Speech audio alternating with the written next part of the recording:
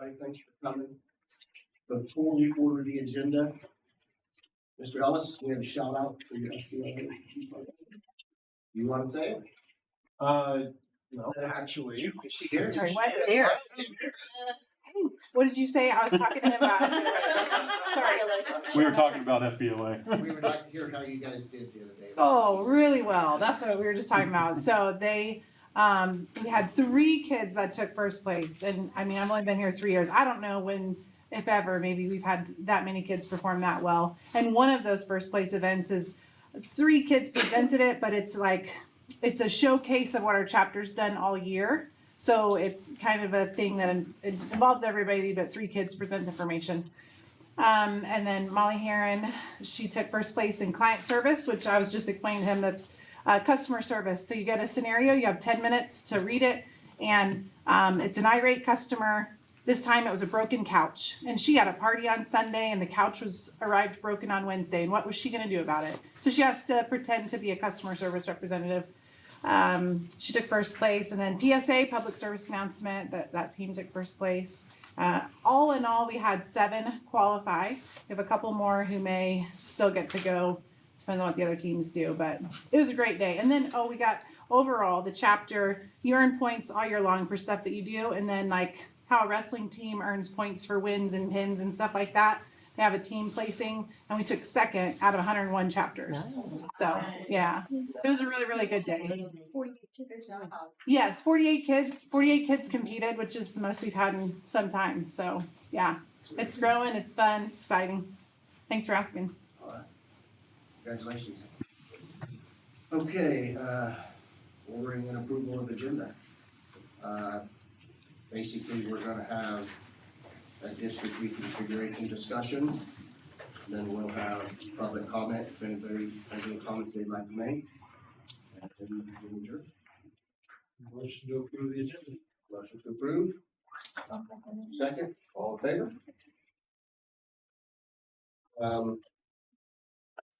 That brings to reconfiguration discussion.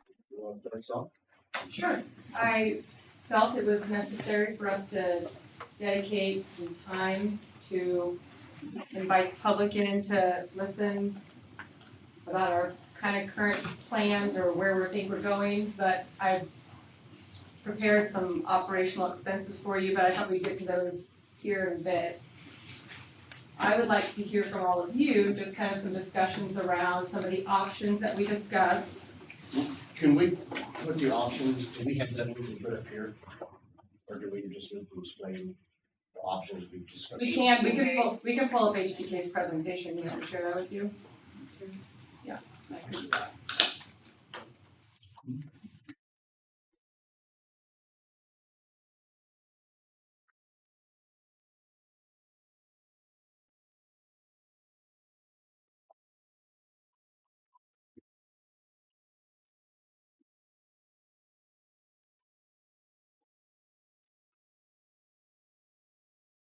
Basically, no decisions have been made. This is just preliminary discussion. We want to see what the public thinks.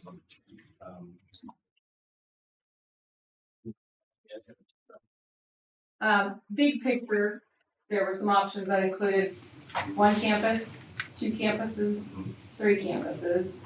There were a couple of different options on what 2 could look like and what 3 could look like.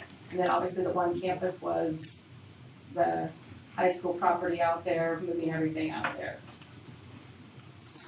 Okay, I should. Okay.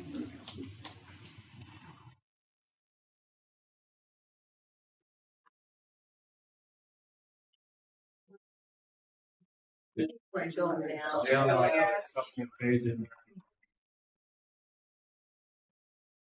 So basically, we have 4 options. There's a do nothing option, stay the way we are, correct? Then there's 3 campuses. Correct me if I'm wrong. You're right. Three I mean, I think the Reducing 1 campus. Yeah, this is the 1 There would be campus. repurposing 1 campus, go to 3.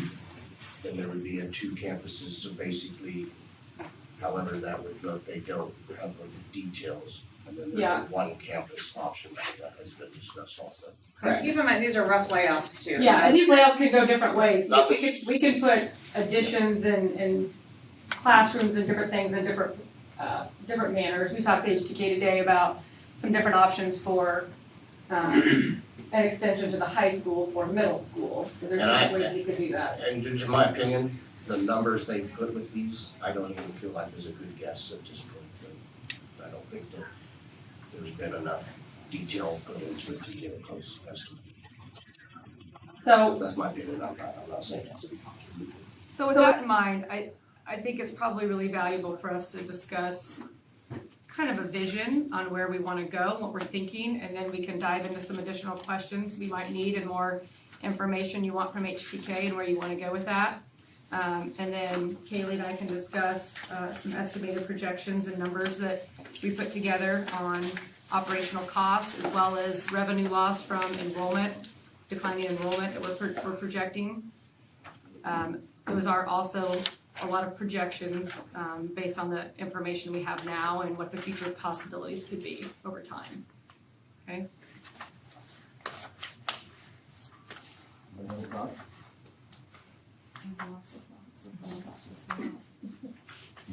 don't have a blackboard anymore, so you can write them down if you want.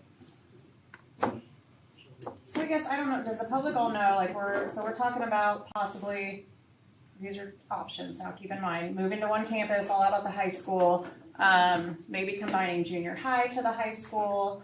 We would like to have PK through 5 in one building, or PK through 6 in one building. So this is kind of what we're looking at doing, is getting us back down to less buildings and less transportation and, Fewer transitions. yeah, fewer transitions. And to also lead, with why are we doing this in the sense of betterment for kids and programs as well. Financial pieces are also a big piece of it because we have declining enrollment and we're still currently doing the same operations we've been doing since we had attendance centers. And we had 400 more kids at that time. And so with that loss of student enrollment, we lose revenue, but we're still operating with the same capacity. And how to become more efficient, but also then for students, we have kind of a wonky setup with preschool separate over here, K3 over in Overbrook, 4-8 out at Carbondale. And so we have all these broken up kind of transitions for our kids. And we've talked a lot about how continuity over time, having more grade levels together over time, sets up a better learning environment for students. So There's more good.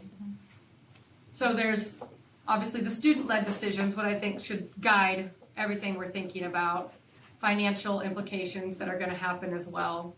We have a bond rolling off in 2028, and so that will be paid off as well.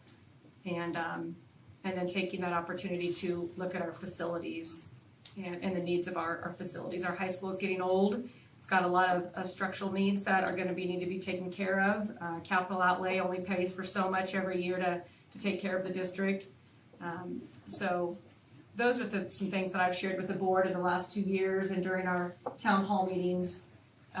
Those discussions have been really geared around being more efficient and then doing some better teaching and learning operations for kids.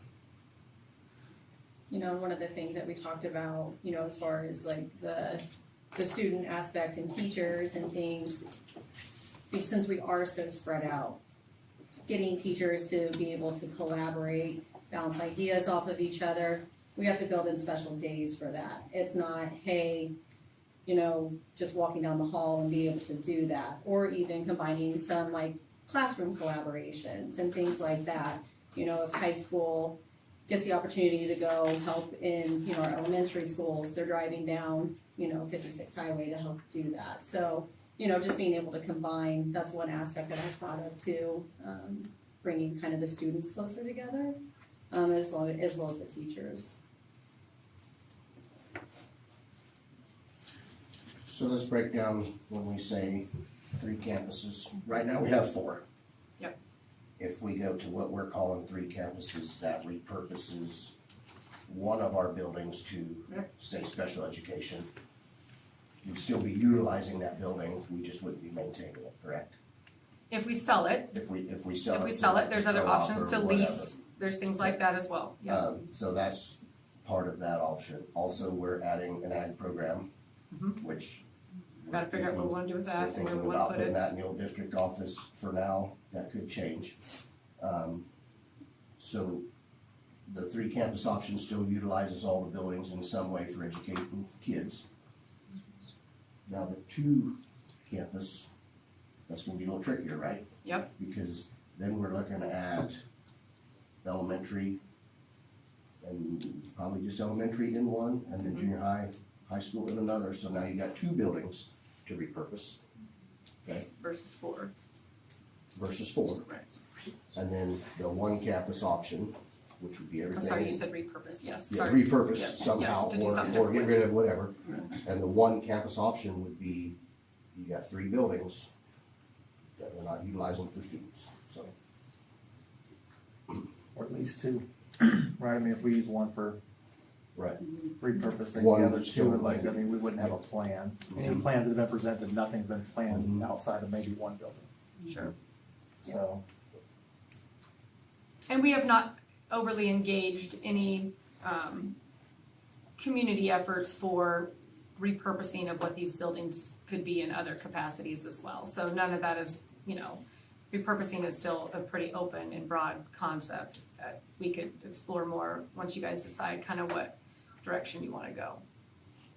So, And if we didn't have to maintain those buildings, we could probably lower capital outlay a little bit on the tax roll every year. Sure. Because we and wouldn't remember, maintain every those time facilities. we lower our mills, we also lose state aid as well. So I'd like to, we can talk about some of those implications too.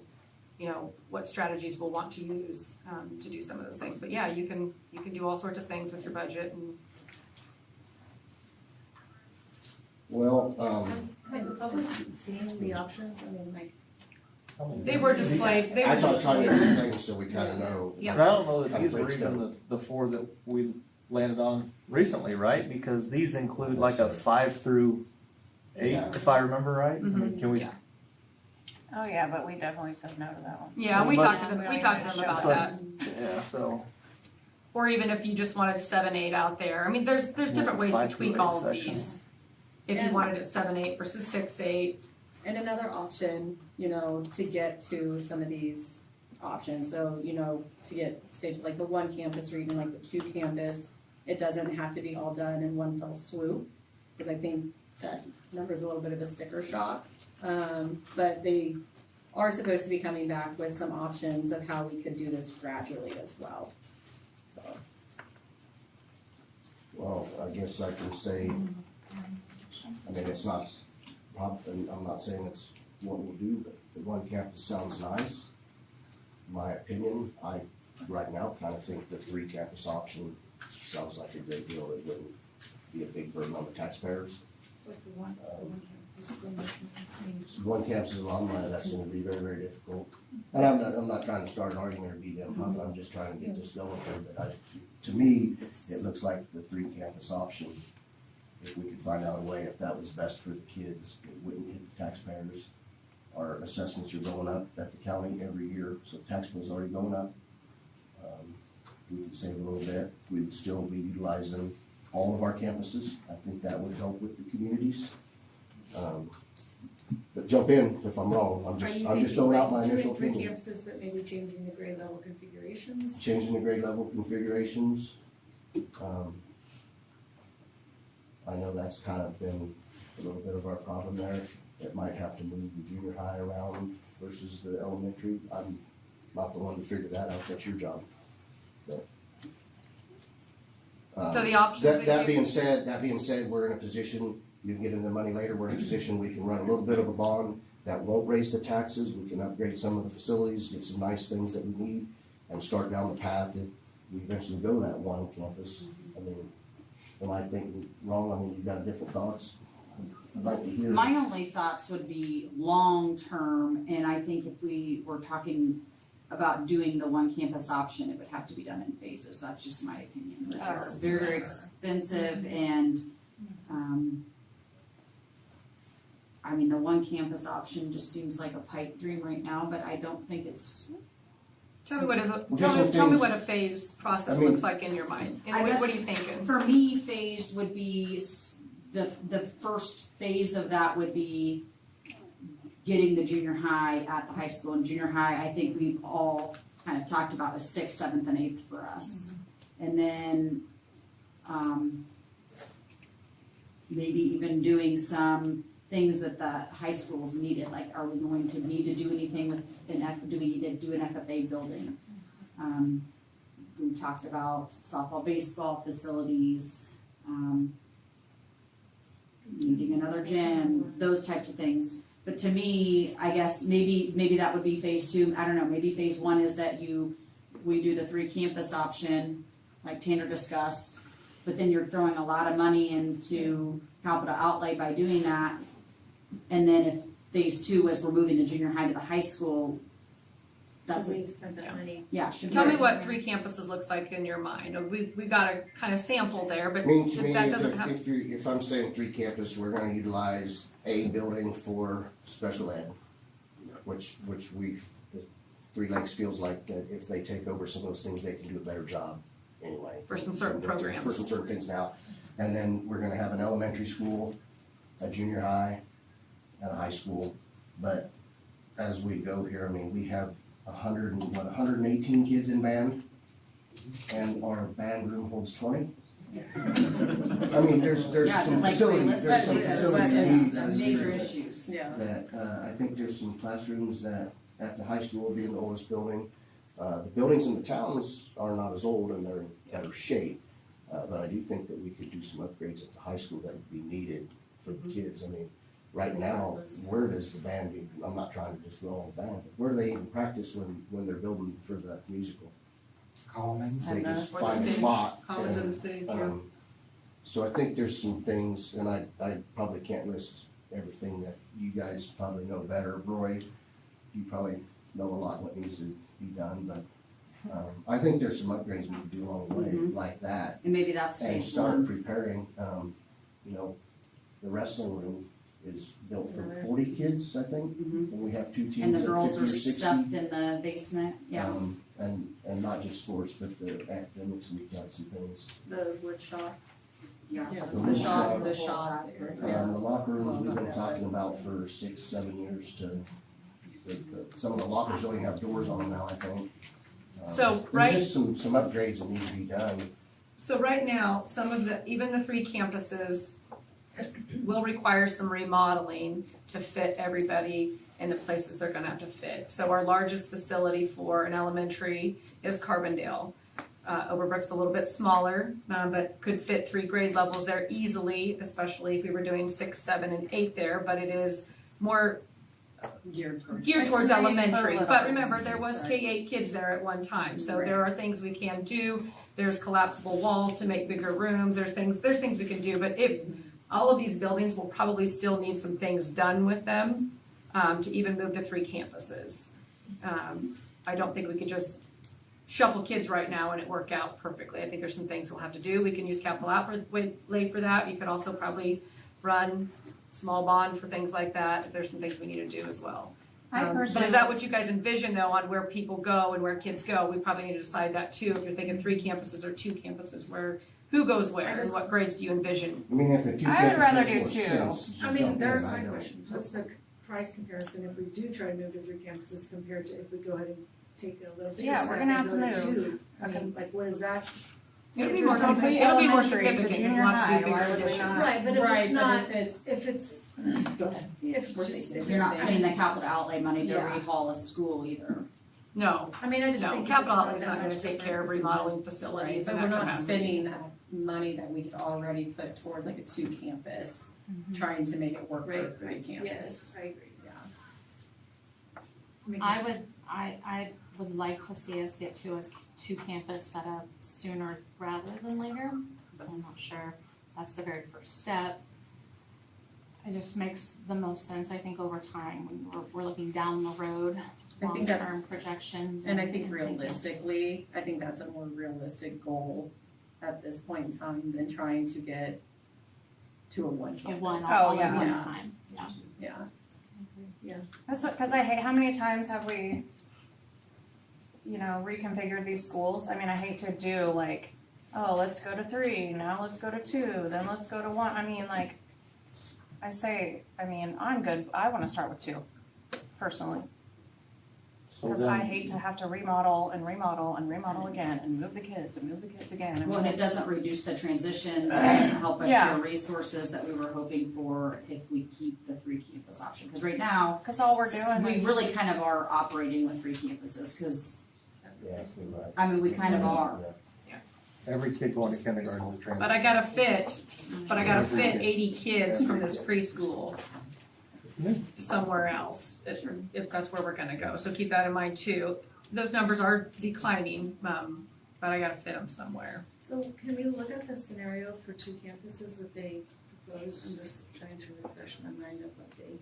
So I mean, what you're saying is that's Carbondale High School, right? I mean, with the size of the buildings, Yeah. we we might as well say it what it is, right? Yeah. If we're saying that, Yeah. it's I mean, yeah, Carbondale it and would high have to be. school, so you're repurposing Overbrook and repurposing Scranton. I mean, we just spent $500,000 in the last 6 years in one of those buildings.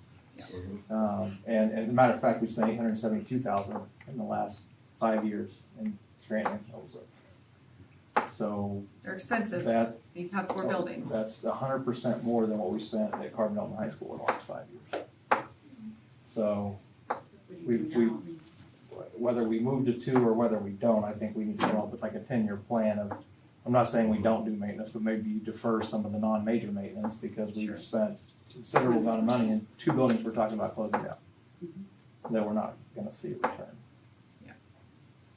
And I will say some of that, which is not included in that, we used ESSER dollars for, which we got reimbursed for, but I didn't want to lose that. That still would have been an expense on the district had we had to replace all those HVAC units the way we did, and we were blessed to have those ESSER dollars to help with some of that. So, but there are still expenses that we would have accrued without that reimbursement, so. But yeah, that's why we got some of that stuff done when we did. And some of it was put on hold years ago. Sure, when it was. Cut and we did, We got And we had a lot the that were, roofs was leaking and things like that. and we had many units that were all the same age and all breaking down at the same time. It's just hard because we put money into them and say we're not gonna use them anymore. Yeah. And as a taxpayer, I don't want my tax bill to go up. But if we need it to educate the kids better, I mean. But I think that's why we come up with a plan now, so we stop doing that moving forward, if the plan is for 1 campus or 2 campuses, you know?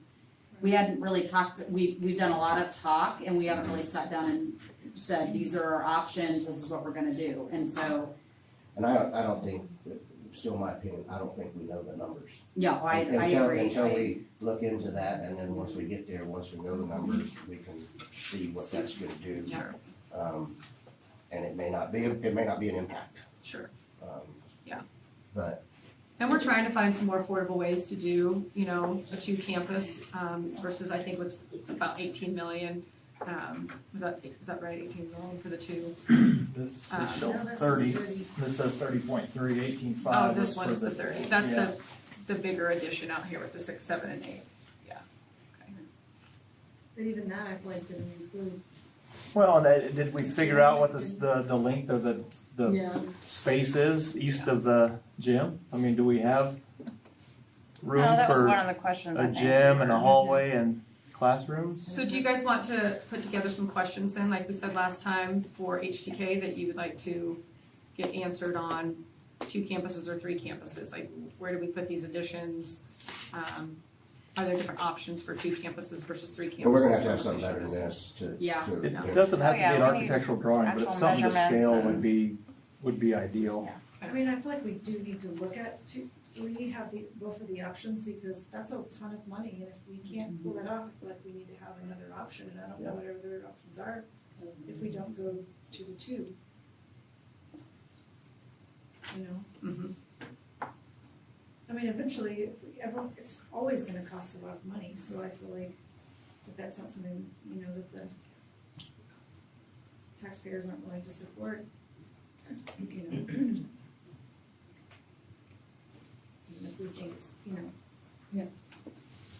Well, and that's what a steering committee will be good for, is to get some feedback, so we know where the community is, you know, cause I can't ask these people right now where they're at with all of this until they share their thoughts with us, and I'm excited to hear what their thoughts are. And then- We got a lot of questions to Yeah. answer before we get down to Yeah, that point. yeah, we do, and so it's,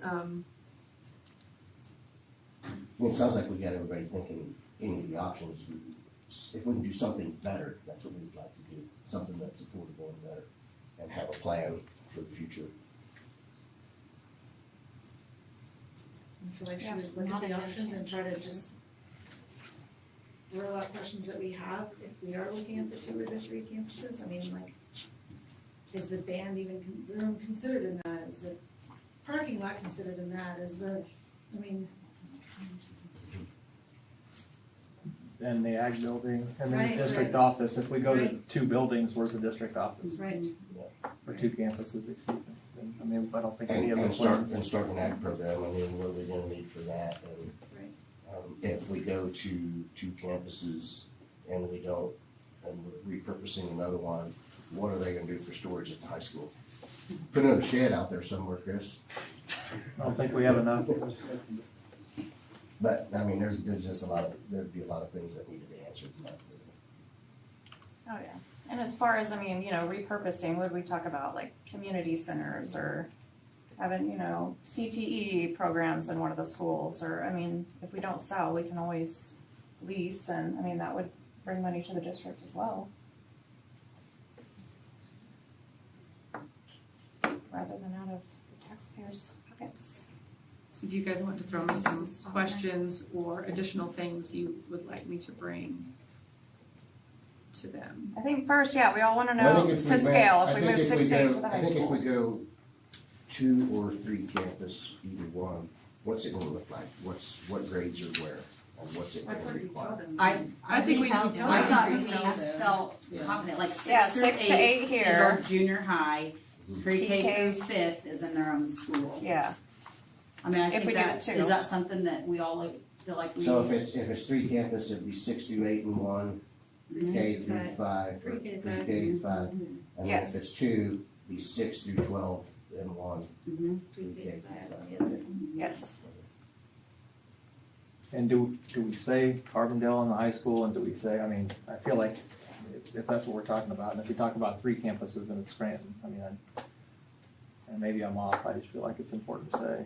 Well, even if we do 3 campuses, aren't there some things that we wanna consider solutions at the high school? Like the band room, like the things that we need regardless if we add, If you go 2 A junior campuses, high you're gonna there, have, or you're gonna we have, need- what, 5 through 12 in band out there now? They're gonna need some room just for that. right, I'm just saying, there are some things that regardless, we need In to our address room it in Overbrook. in that location. And there's nothing to say that you can't also do PK through 5 in Overbrook, but you will have to do some additions to that building. So you could do that too, or we could ask them, you know, show us what it looks like to do PK through 5 in Carbondale and PK through 5 in Overbrook. I'm sure that's possible. So I could get that too, like, show me a variety of 3 campus options, show me a variety of 2 campus options. I guess for me, if we're doing 3 campus, I don't wanna add to a school. That, to me, that doesn't make sense. Well, I think Have to. we're gonna have to. If we do 3 campuses, you think we're gonna have to add to a school? Cause I thought we said that 6th, 7th, and 8th could fit in Overbrook without doing additions. Yeah. And pre-K PK through 5th could fit in Carbondale without additions, It will when we get down, if we do a personnel reduction Mhm. with 3 instead of 4. We're going to 3 factions You mean- instead of. Yeah. Sections. And that's gonna What take is a little time. Sure, but, so are we talking about doing an addition for something that's only gonna be for a short amount of time? And, you know, I think that's I think we need to look at that. I think we need to run numbers and see. You think that might change our thinking? Is that what you? Yeah, I mean, I guess I'm not a fan of that plan, I don't like that. Well, yeah, if we add on and then 5 years later, oh, well, let's move junior high now. So- I mean, that makes no sense. It's a waste. For me, Especially the if long-term we goal have- being, whether it's 20 years, 30 years from now, the long-term goal being still one campus eventually, that doesn't get us towards that goal. It doesn't reduce transitions, it doesn't help us from a capital outlay, still maintaining the same amount of campuses. Two campuses, you mean? No, adding to one of the Carbondale or Overbrook schools. Having to add on to something we already have. Yeah, this doesn't make sense to me. Versus just doing what we're doing today. There's Are we just- gonna put this stuff up Just keep on doing the, this until that time comes, yeah. What? are we putting this stuff up on the screen for the Yeah, public to if see? you guys are ready for that, Cause they yeah. definitely need So, to see I mean, what it if you costs to did, run if you did go two schools. campuses, you're repurposing buildings, I mean, I'd like to know, like, you know, so what can we do? Can we get somebody in there to teach tech? Can we get Allen County to teach college? What can be done? You talked about community centers, Yeah. what's our options there? to Absolutely. utilize It'd be good to the talk to good each facilities? city and see if there's utilization with the city that they would want to utilize it for. Obviously we've got the special ed option here. There are other groups that want the building. Is there private people that want to buy a building? We lease it to people. I think HTK gave us some options too. They'd seen with other schools what they've done, rec departments, things like that. Crowns more. And even additions to, an elementary school that we may have to do is, it might be necessary. We're still condensing down to fewer facilities overall, fewer grounds overall, fewer transportation going to, so there's still reductions over time. Some of these things are going to be cost forward and savings later, so that's. Yeah.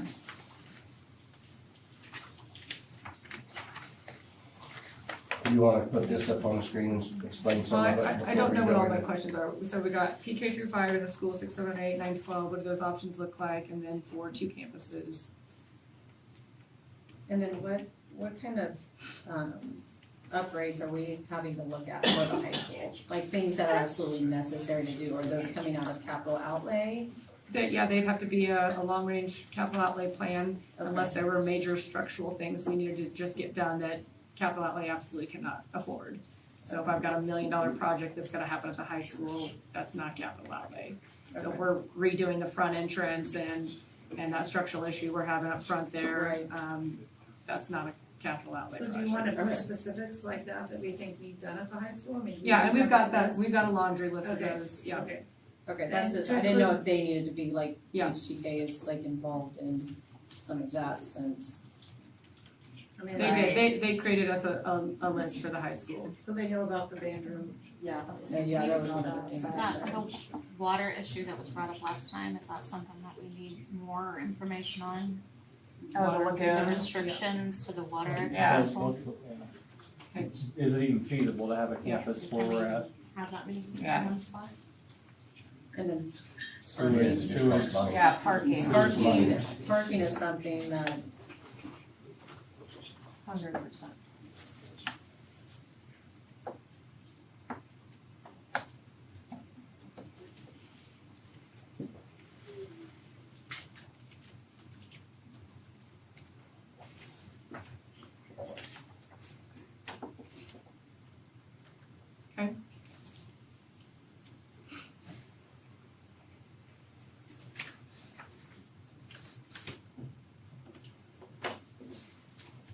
Yeah, make sure when they talk about this, that we have like to scale, so we know, like, will this actually fit in this spot that they picked? Will we have to add on to the other side, or what have you?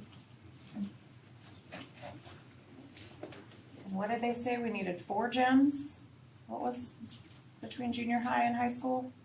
I think it was just counting what we currently have. So you have one Scranton, one Carbondale, one Overbrook, so you got one campus, you have to add 3 to the 2 we already have. They That want was only 5 one total. campus?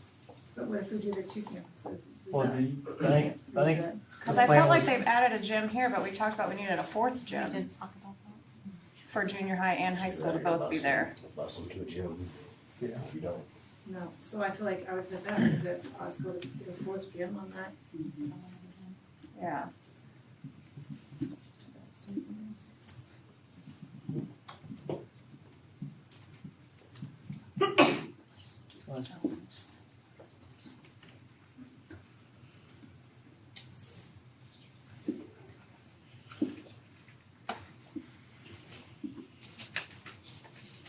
else? Questions for them? Now after they come back, we'll get more questions probably. The list that you're talking about at the high school, do they have that list? Mhm. Okay. I'll dump that into the reconfiguration folder. Yeah, I mean, I think they put some of We met that with them into the costs of the deals here, right? Because that talks about the annex building that we have, and then Correct, other costs. because if we're looking at that for ag, and they're moving the district office there. We'll have ag out there long before this takes place, right? Well, but Yeah, it'll be man, out we're gonna there need- next year. We're gonna need if we close, if we go to 2 campuses, we're gonna need an admin buildings, offices somewhere. Yeah. We've asked that a lot. Where does the district office?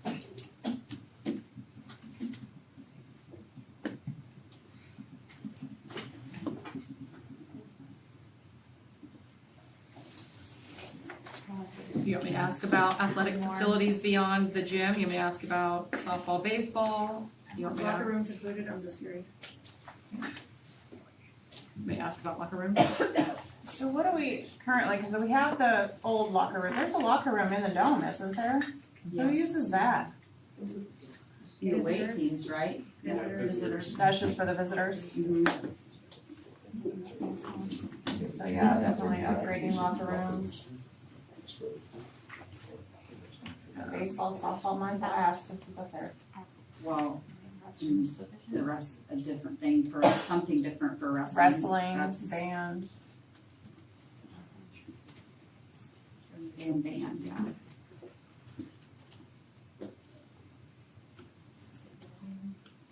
Football lights. Got an email on it, the Finally, ship date's the end of the month. Nice. Dang it. What are we gonna do after that? before Bruce? next season. I don't know what we're gonna do. Something else to complain about. Alright, so you got questions for them? Yeah, I got about 11 questions so far. I Keep guess, going. I guess if they come up in between time, or we'll get more probably. Okay, okay. Woodshop, like the woods class, there was some ventilation issues down in the basement. Is that something that has to be moved, or is that something we can do to We're improve on? we're doing ag instead, so. Oh, we're getting, oh, I didn't know. Be like, Yeah. there was So- conversations about like, So we'll do more They fabrication said you through couldn't the do it ag down there. ag well. program than we will, but yes, we need, It was gonna kind of. depending on what we do down there, if we Yeah. end up doing welding or if we do more of the construction side, depending on where this Okay, kind of sorry, goes, I missed that. or, so. And we need to decide too, are we gonna start ag off in the high school, or are we gonna start ag outside? Kyle and I have kind of talked about that a little bit, with a new teacher, starting a whole new program, making sure they have support. Do they need to start, inside? Or do we go outside to that building?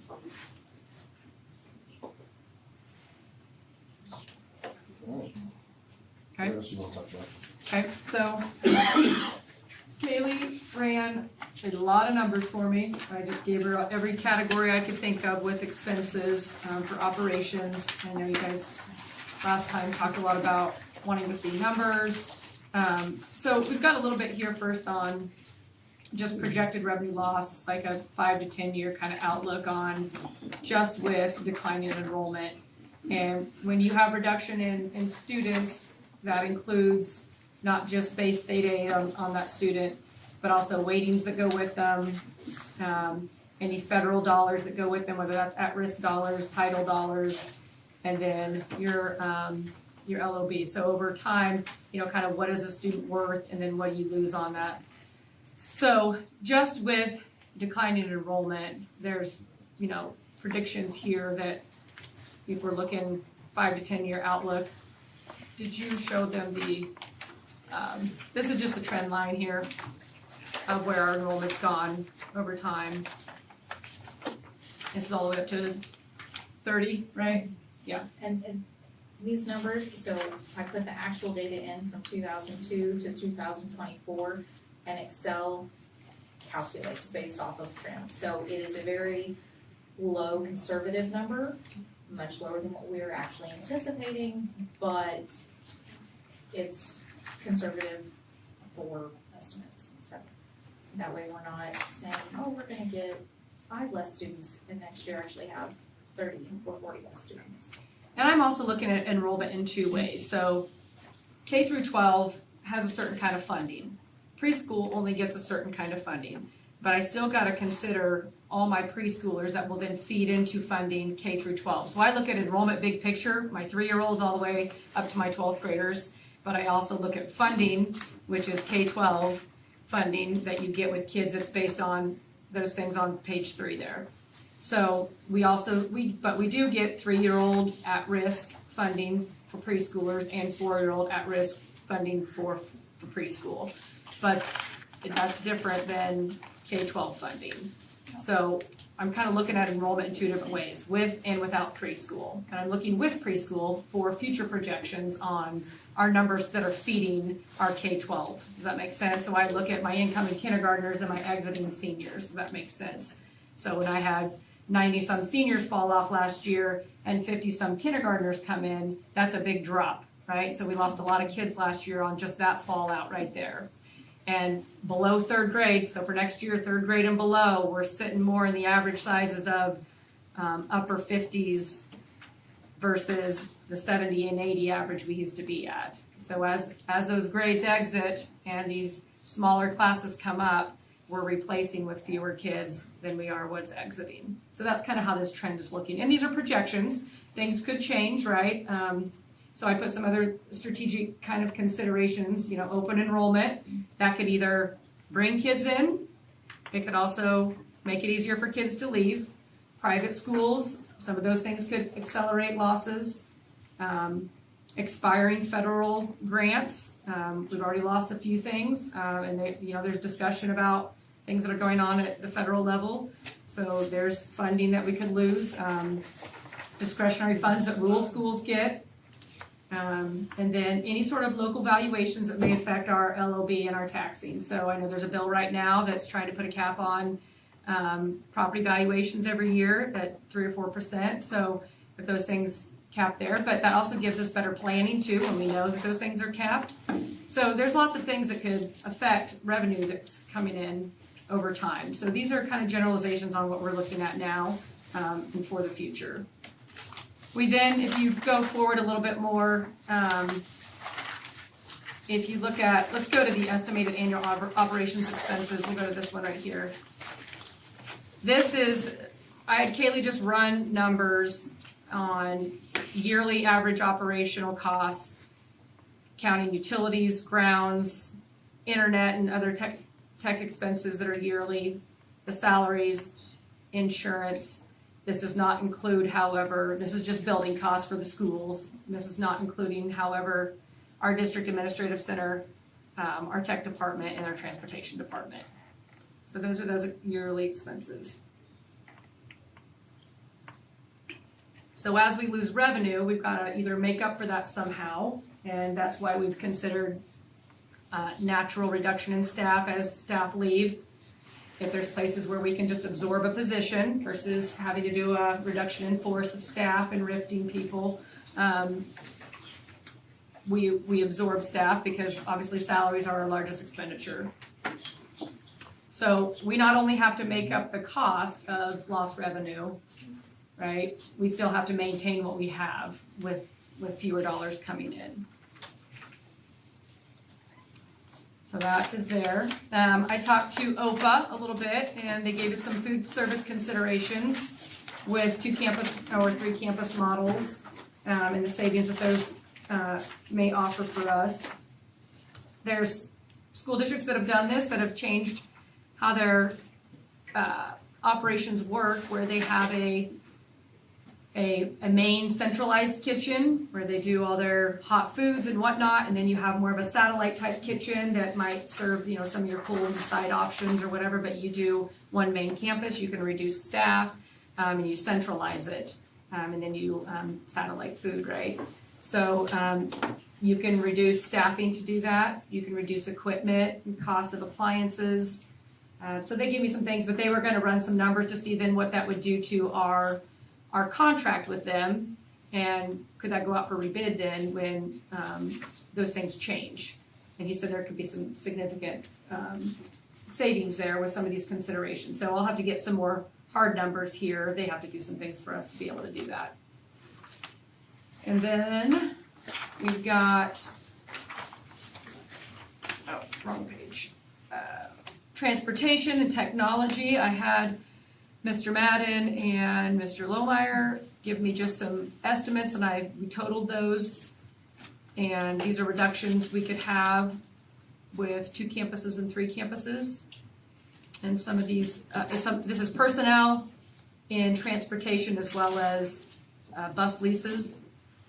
And then technology, we put in there, what did we all put in there? Some of your You got a lot of hardware, your wire closets, your Wi-Fi access points, your internet connections, your firewalls, your content filters. I mean, there's a lot that goes into sustaining and then a connection for a building. So it's the yearly cost for all that equipment. So Andy, if the junior high were added to the high school, do those not, is it then still considered one campus? You have less firewalls, Yeah. hardware? So each internet connection alone is a significant cost. The monthly cost to it, then the firewall and the annual cost along with it.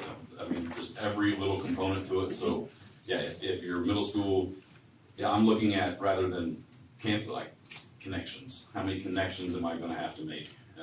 And so you think there's fewer if we, If because you I have still look at that picture with the 2 campus, and the junior high still almost looks like its own campus, it's just right next to the high school. So you would have 2 connections, 2 internet connections, 2 firewalls, 2 content filters. Unless we build out, it's probably lit. There's a whole nother conversation that we could do to reduce some of that too. But yeah, I mean, I've still got to have wire switches in my wire closets. I've still got to have access points to give your Wi-Fi. So the bigger you expand it, the more. So it's kind of hard to calculate it, but ultimately, based on the campuses we have now, that's the reduction. So if that makes sense. Is that annual? Yes, I all my costs. Yeah, A lot of times you buy it up front and you use them for 10 years or whatever. So I broke it down to an annual cost rather than to make it comparable.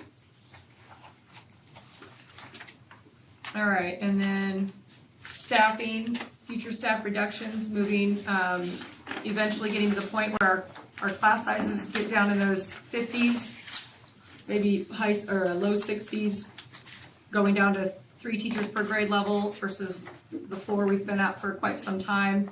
We did reduce 1 last year in 2nd grade.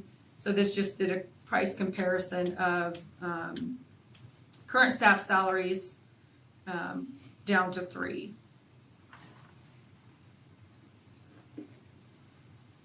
And that will be significant savings. Obviously, there's, you know, if you consider the benefits, you know, everything that goes along with the package to pay for an employee.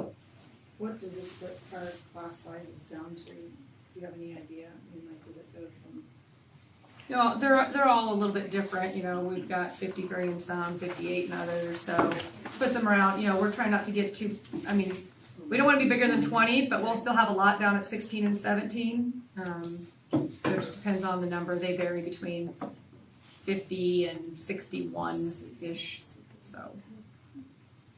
But what we do look at is, though, as your grade levels get older, you could, I mean, traditionally you could have bigger class sizes. The younger your grades, the smaller you want your class sizes. So you want your kindergarten classes to be smaller than your 5th grade classes. And ideally, I know there's a great benefit to, you know, being a rural school district and having small class sizes. We do want that, but I don't think we're going to be over 20s in many classes once we get down to those smaller numbers. We might have a few here and there. I'm not saying that's never going to happen where we'll get into the 60s. After these 3rd graders go to Carbondale, every class below them is 60 or less. Mm-hmm. So I mean, that's 3 sections from 20. Yeah. So I mean, And and some that's are in the regardless of low what building or 50s. how many buildings we have, right? That's Yeah. just savings. Yeah. Those are staff reductions, and then just other possible staff reductions that are not concluded already in salaries. You know, we have nurses, we have custodians, office staff, those were not, considered in the overall, separated out here included with teachers. These are more classified positions. Kaylee, anything you want to say on this one and how you put that information together? Does all this make sense?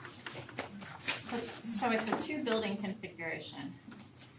So Well, on would we the, be able to run just we would still need staff for 6 through 8 and staff for 9 through 12, right? Like that, It depends on how you want to use it. I mean, do you want 2 nurses for that? Do you want 1 nurse for that? How many counselors do you want for that? So we could do a ratio of students to staff.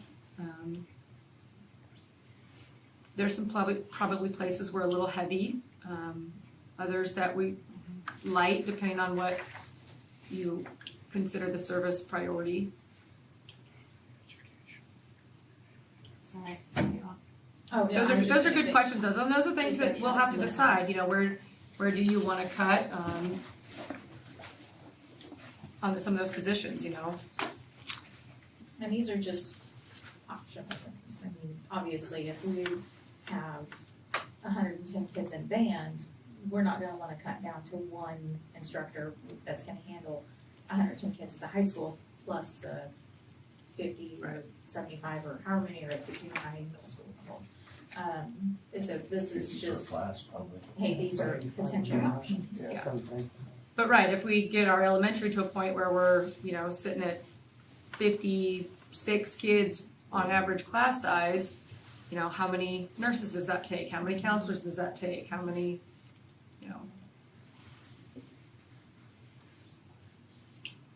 And some of these things are gonna be over time, like this is not a right now picture, this is gonna be a picture, 2-3 years as these bigger classes begin to exit the district.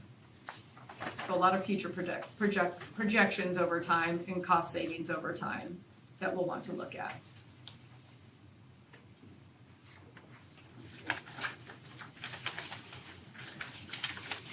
If enrollment is declining, why isn't administrative staffing Yeah, that'll be consideration for considered. reductions? It says no.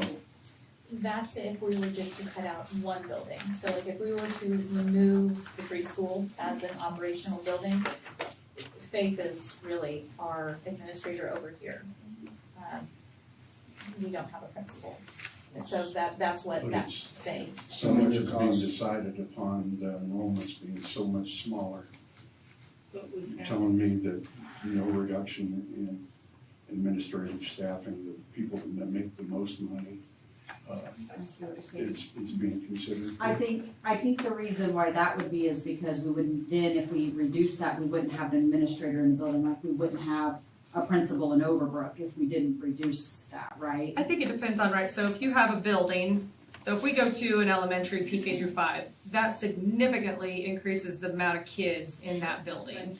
So do you want 1 administrator there? Do you want 2 administrators there? So right now Laura Lee has K through 3, and let's say she takes over a PK through 5 building. Are we leaving her there by herself, or do we move an administrator there with her and this 612 that could be at the high school? Does that remain? Yeah, but do you need Right. 4 there or just Well, that's 3? what I'm saying. Do we reduce 1 there, There. not reduce 1 there? Probably depends on numbers, right? So as things go down. And district administrative staffing too, so. It's about educating the kids. And if all the cuts are directly related to educating the kids, it seems like maybe we ought to look at a little bit more. If it's about educating our children. Yeah.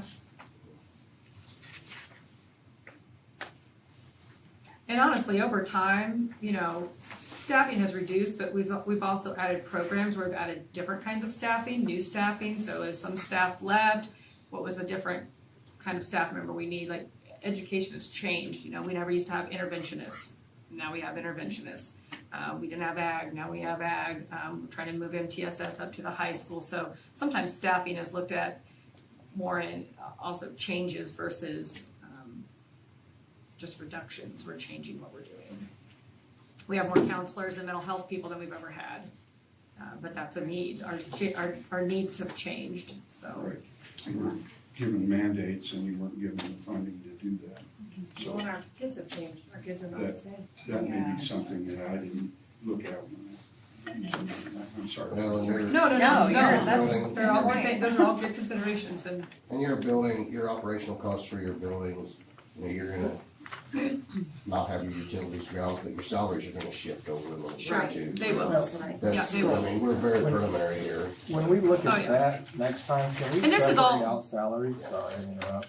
I did that because I was looking, and I mean, if we're looking at annual operating expenses, I understand salaries are part of that, but we still have to educate that grade level regardless if it's Carbondale, Stratton, Overbrook, Sure. Topeka, Yeah. No wherever, matter where right? it's at, we're still. Yeah, so if we just educating have kids. salaries maybe as a separate, give me a total and then add salaries in a second total or something, because I just feel like it skewed it quite a bit whenever I was looking how low Stratton is. Well, I look at the total and I'm like, okay, if we're not insuring it, that goes away.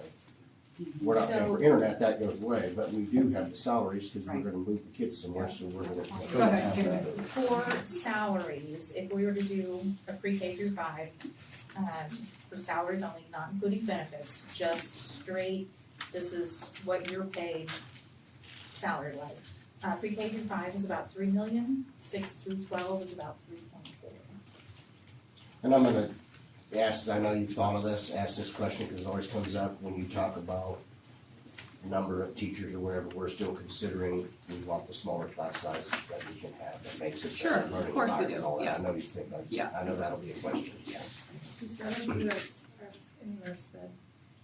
That does not include any sped costs, no, that is just salaries. Sped teachers. Right, and that's all paid, we Yeah, pay that through. That's all. That's all. I just wanna make sure we Can weren't. you tell me what the second one you said was? The 6 through 12 was about 3.4. Okay. And that's not just teaching, that's anybody who works with those students, so, or works in the building with those students. So that's gonna be your custodians, your paras, your, not, like I said, not just teaching staff, but your special staff as well. Or your PE, music, things like that.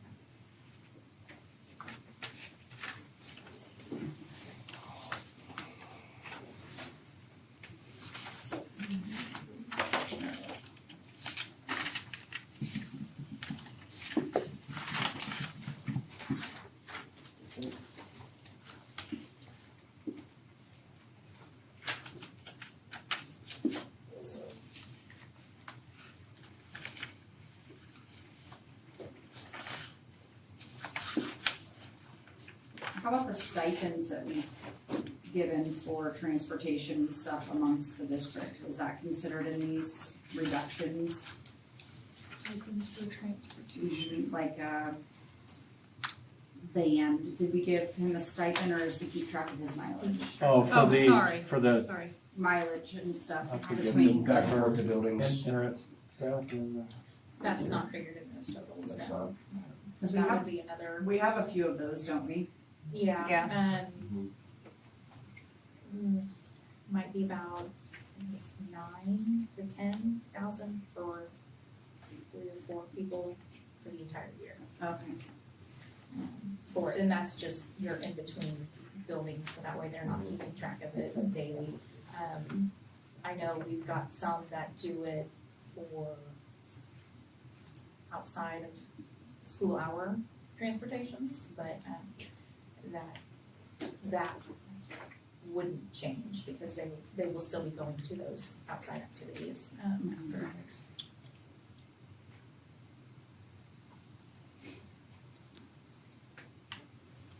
They got anything else? Go ahead.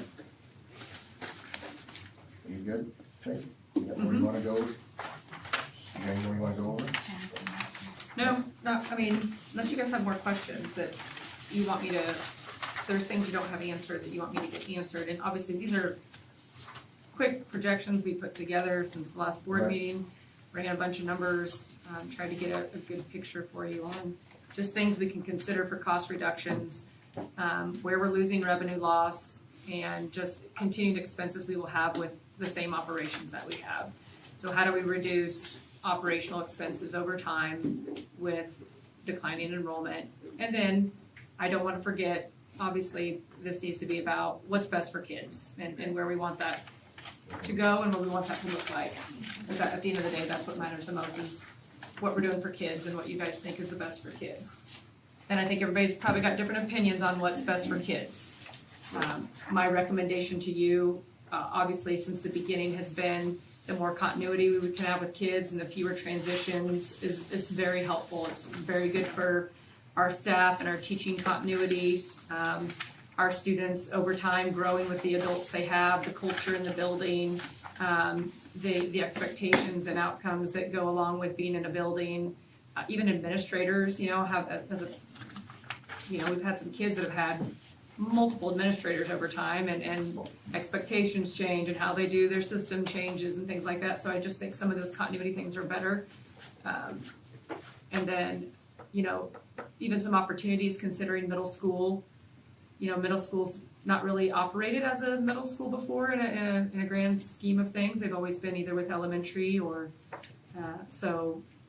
what does that look like and what does that mean for a middle school? Whether they're either out at the high school or they're by themselves, what can that look like? So some of that's gonna be, what we want those operations to look like. And obviously 2 campuses and 3 campuses are different. So 3 campuses, middle school is by itself. 2 campuses, they might be out at the high school. So those are probably different looking operations and experiences for kids. So, and I'm sure people have different opinions about 6th and 7th and 8th graders being closer to high school or not being by the high school. I know there's opinions about 4th and 5th graders being with middle schoolers right now. So, all those are considerations on what's best for kids. So I can give you the advisement, but you guys got to consider that too. This is your district and your kids and what you think is valuable for them. But my recommendation is continuity and fewer transitions. But what we know, based off some of the literature that you provided, is that Yeah. it is not a good break for 4th and 5th grade to be with 6th, 7th, and 8th, and away from pre-K through 3rd, right? I think the continuity of an elementary school, the more time you can have them together, the better. Yes. Right. Yes. So what we're doing. And that's why is- K-8 facilities were not terrible either. That's a long time to do that too. So, but that was, But I feel like for us, there's no way to make that happen. I feel like we don't have enough. it would take more staffing, that's for sure. So. Yeah. I mean, physically, where we put.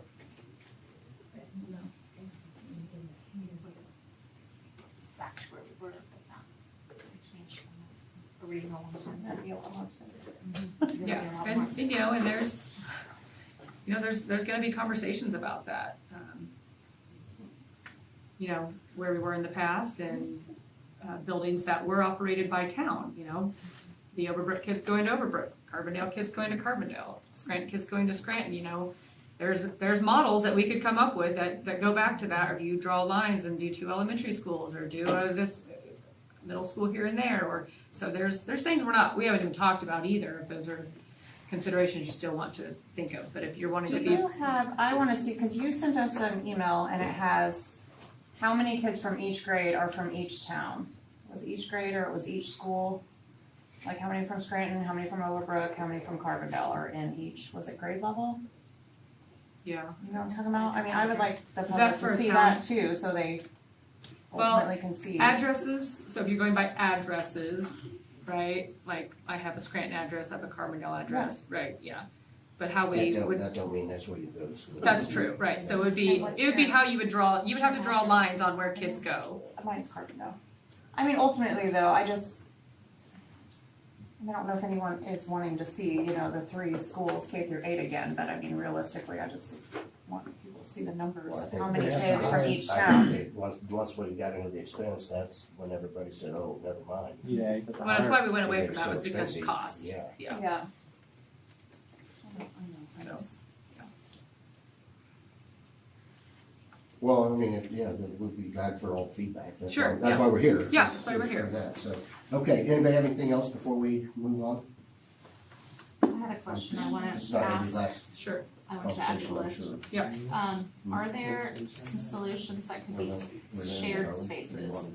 Because we need a high school band room and a junior high band room. Right. when they're only being used for a portion of the day. Yeah, that's. Well, a and good- I I wondered wondered about about that too, shared about them. spaces could be transitioned throughout a day. You think like art? Yep. Some of those art. Oh, And with 6, 7, and 8 at the high school, there's a definite possibility, we only have band 1 hour a day, right? So 6, 7, and 8, yes, there's space for them to use that over time. They would share it, they would share it. There's class, like, we have so many sections of, we've talked about this today, so many sections of weights that we could shrink those a little bit, so there were frees up some sections then for middle school to use the weight room. We could think about that in a lot of different, courses that could be shared spaces and even shared staff, so we do that now, so. That's why I think we need to have a little bit, we don't need to have definite plans, but something a little bit closer that says, Yeah. this is kind of what this would really look like, instead of kind of what I've been calling just a doodle.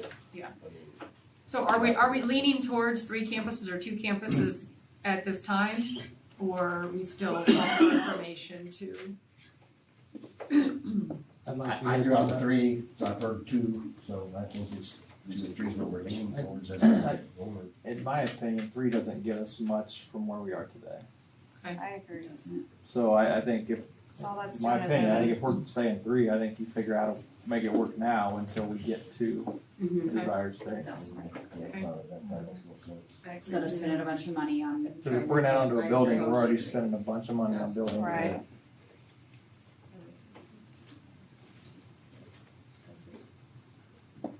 Our junior high, do they currently do like block scheduling as well, like the high school does? Do we know? They can't right now because of the shared staff. It doesn't work when you have a music teacher coming from. Okay, for the littles and the, because I was wondering about that too, talking about using, So, which it makes sense to use like the same band room and stuff too, but I worry about junior high and high school kids. Yeah, I do too. Personally. Well, that would be. So I don't know about, Plan would have to make it be a Mr. part of Ellis, the plan. Mr. Ellis will Yeah. take care of it. yeah. That's on you. Are you worried about that too, Mr. Ellis? He's worried about. They'll put a piece of tape on the floor and they'll just stand on the side of it. Yeah, see, I'm not lying. Don't cross that line between these hours. Magic tape. Okay, everybody good for now? Yeah. Okay. What's that? Are we opening it up? That's what I was Yeah, going to talk perfect. about. So, at this time, we're going to go to public comment. We'd like for everybody to have a chance to speak. Obviously, we don't have time for everybody to speak for 45 minutes, but, may have some questions we might not have immediate answers for, but we sure would like. I can to write get all the them. questions We'll down write it too. down, we can get back to you, whatever. I will say we've had one person call in, Mrs. Shamus, if you would like to start us off, and then, and you don't have to if you don't want, but after that, anybody that has, comment, concern about reconfiguration, please, we'd like to hear it. Yeah, Sorry. or something we haven't presented, new Yeah. ideas. If there's questions we don't have answers to, then Right. I'll write them down Yeah. and we can get back to this look. I can certainly give some feedback from somebody that's been in a consolidated 6 through 12 building. But I also love hearing other people's feedback too. So if anybody else wants to go first.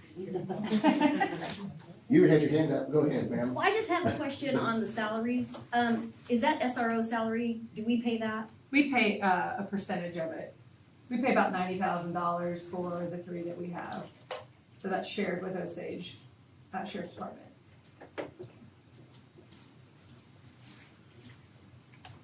That's going up then. I think Isn't that right, kid? They should get rid of it. 90. We do 45 a semester. Yeah. Go ahead. I have a list of questions. You can come up, but you can come have a seat if you want. That's- That's okay. Yeah, come on up.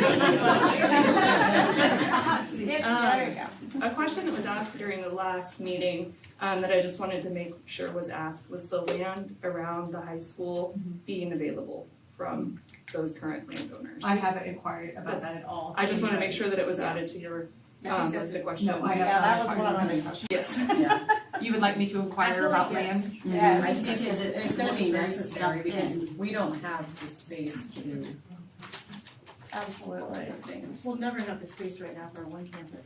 No. Even if we wanted it, we don't have space. And I don't, does anyone in here know, do we know who owns it?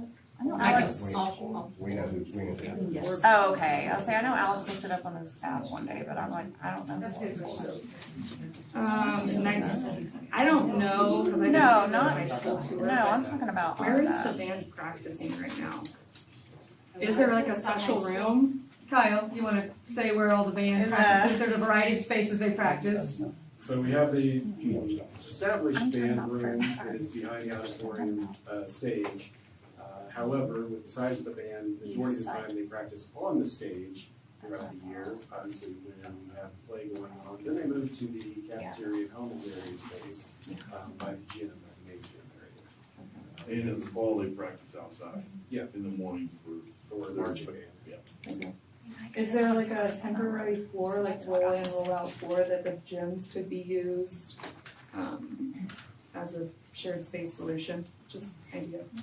And then I was just asking, like, is there more reason why enrollment is expected to drop so much? Why, is there an anticipation of such a drop?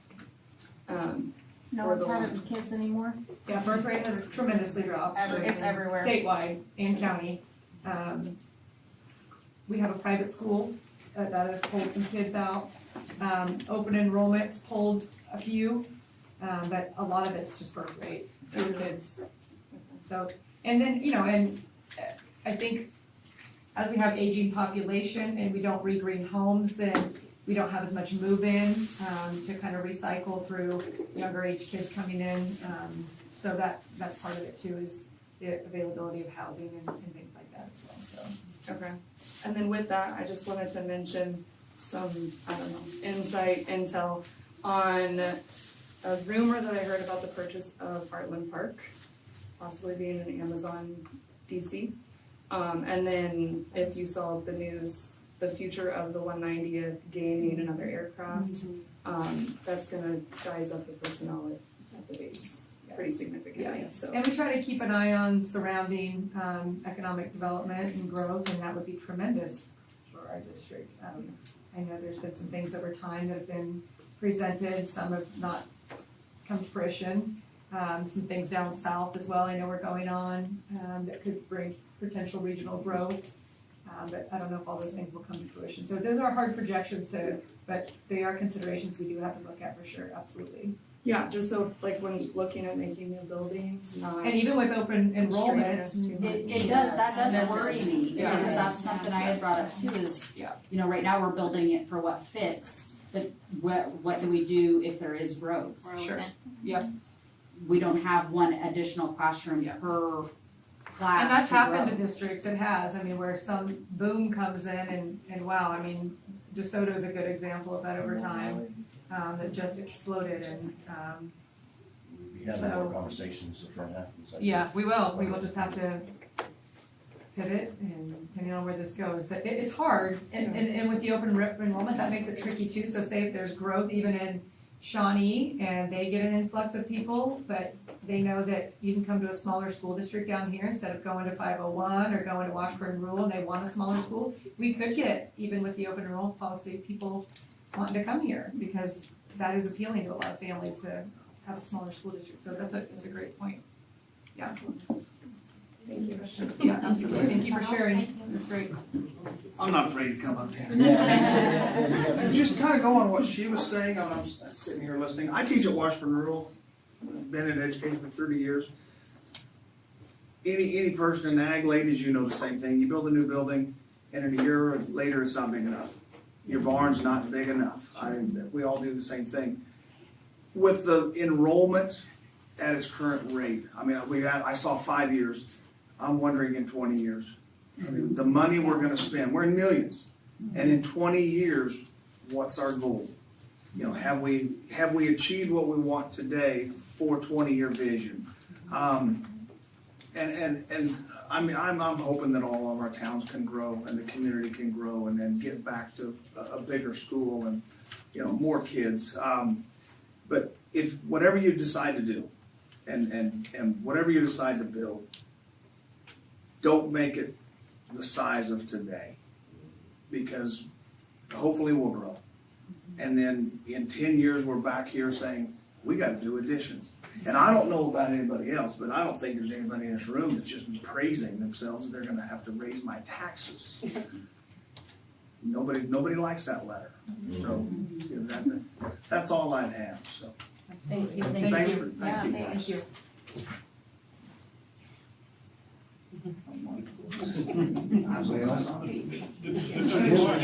The tax issue, that being said, and I work for a local municipality, but your taxes, if you don't keep up with the rate of inflation, then essentially you're losing money. Yes. I mean, we had to go up over and above the mandated and have the special hearing to raise our mill levy because we were in such a state that what we were getting wasn't keeping up with inflation, and either you cut services or you raise the mill levy to meet the cost of goods and services, so. Yes, and we went revenue neutral last year, actually below that, we left some dollars on the table as well. But that's because we had some good cash carryover, but that won't last forever, and we've tried to work on some savings after, and I've only done this for a couple of years, so as we work through budget planning for the future, revenue neutral is challenging, and you can do it a little bit, but you're right, as your expenses go up, so do ours, and it is hard.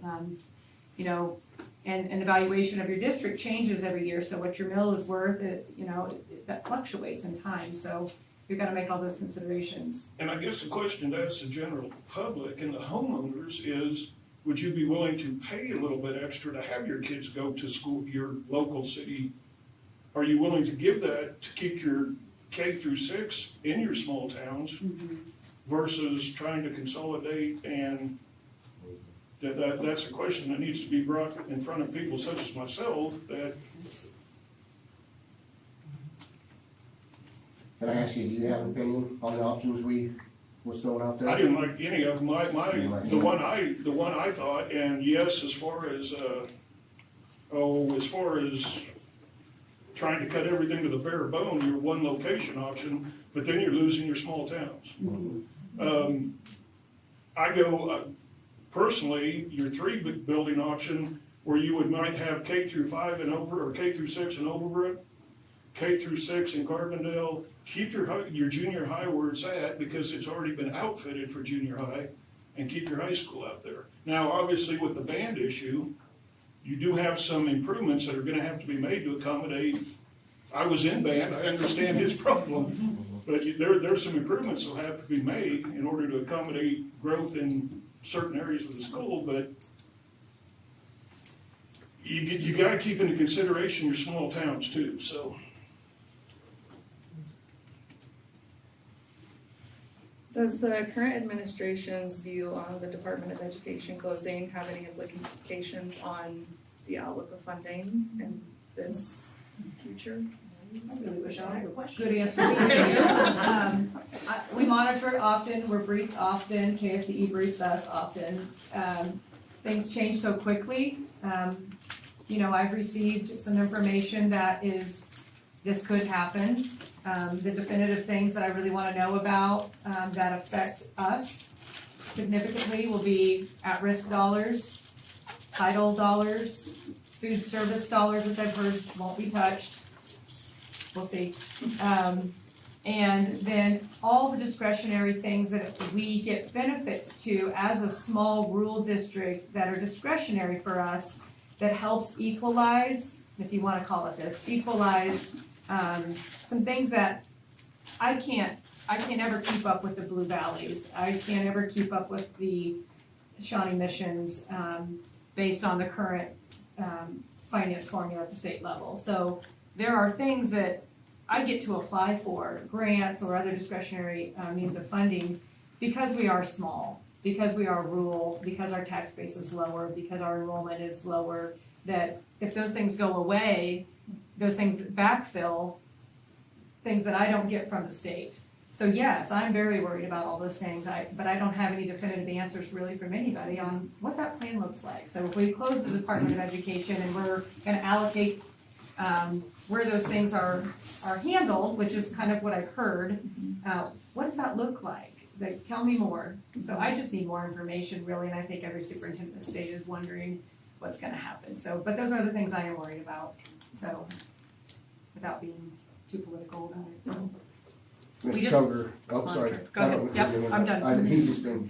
Just Come on up, Jim. had two things. Yeah. What's the timeline for a decision on this? We know at this point, or? I don't think we have a timeline, do we? Well, we had a tentative timeline that HTK kind of put out, right? I mean, if we could run if we knew we wanted to run a bond, we could run one in the fall. Put our application in August, set up the state, run an election, and at a general election. We could do that, we could wait a year, and we could do it in May. There is a bill right now that is going to determine whether or not we could run a special election, or they are going to have to be maintained in general election, so that, we'll see where that lands. That might change some things, and I've told them, HTK, and I have talked about that and Piper Sandler about if that happens, how does that change our timeline? I would say we need to make sure we make a decision, before this bond sunsets. Yeah. Which is in 2028. 2028 is when that one falls off. I don't think that, and I'm one of seven, but I don't think we're in a position now to have a good recommendation to be prepared this year. I don't wanna rush it. Yeah.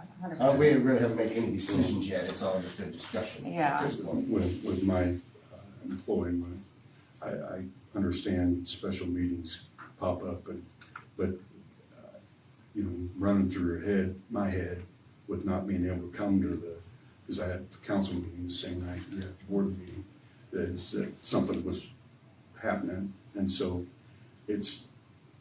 I have complete confidence, yes, this is a very tough decision, but I'm glad to hear that there's gonna be some time, a little time at least before it's decided. Now, my second one was, when you talk about long-term planning, it's been over 55 years since the school district consolidated, right? At that time, they made the decision to consolidate the high school. Did they say anything about how they viewed the junior high and younger kids operating? It hasn't been that long, has it? No. 1970, wasn't it? Yeah, 76 was the since first they all year, went first to graduated high class. school, yeah. Okay, when I think consolidation, I You're thinking the one we did, yeah, That was in 2009. Some of the consolidated. OG consolidation. When they did that, were they thinking eventually it would be just one big school?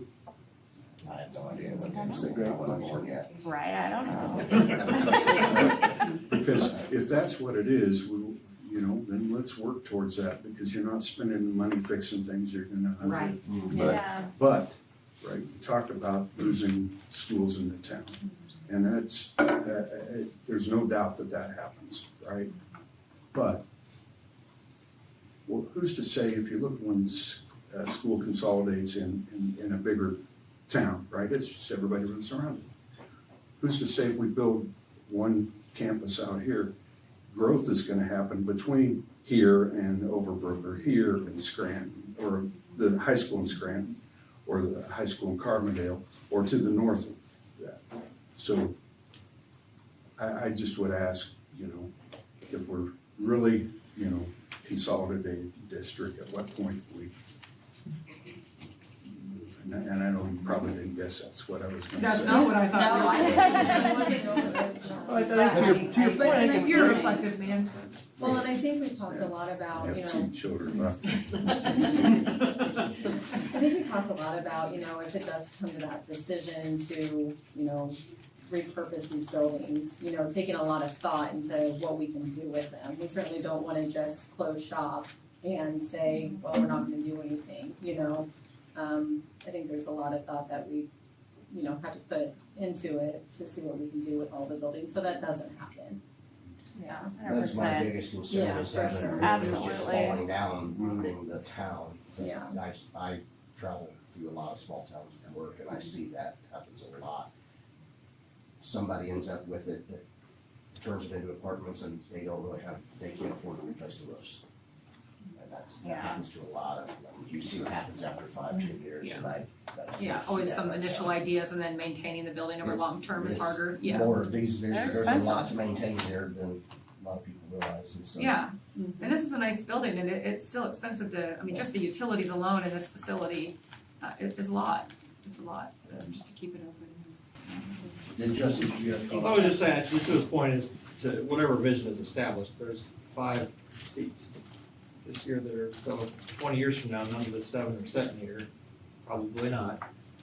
They can look back and say, why did they make that decision? I'm not saying the folks that made the decision in 09 and 12 and before that didn't put a ton of thought and effort into it, but what I've seen or what we have documented isn't, I couldn't make a good educated guess on what the best path forward is based on what I've seen. Again, that's not a knock on who was here, if you were here.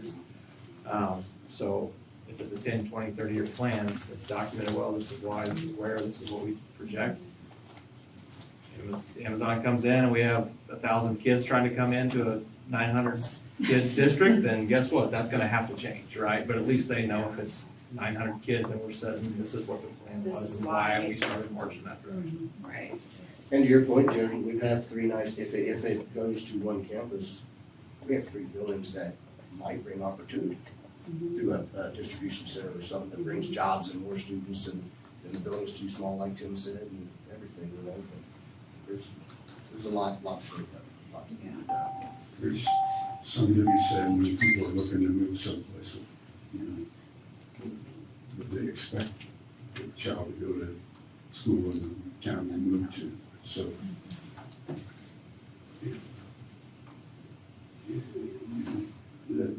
That's a question we can't solve here. It's, To me, it is almost a negative if you're talking about moving into your community and I have kids in 3 different buildings. That is so frustrating to me. Like, oh, I gotta go pick up one in Overbrook, Scranton, and Carbondale. It's just.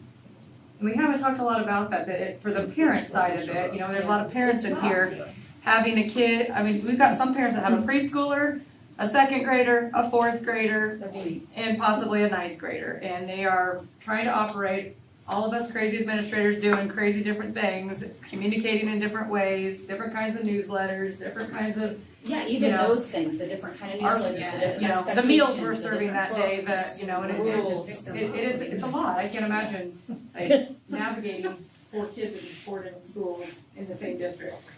Yeah, and different towns, yeah. The dentist appointment, picking up your kids to go to the dentist that day, you're never gonna get them back on that. Exactly, I know. Raise your hand if you got that. Thank you. Yeah. Thanks, Jim. Yeah. Absolutely. Anybody else? The, Ian? Yeah, come on, Mr. Paul. no, the bond that we have on now, the amount that it is, how much more would we be on top of it? That's, I mean, I'm just curious what that would be. Good question. I guess depending on what option we would go through. Well, Like, I guess how much is the bond now that we have on? Like, if we just renewed it, what would we get?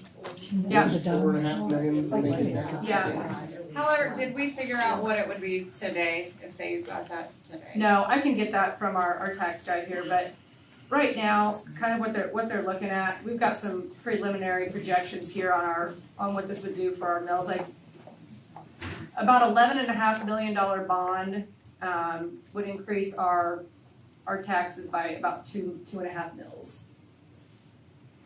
Can you say that one more time?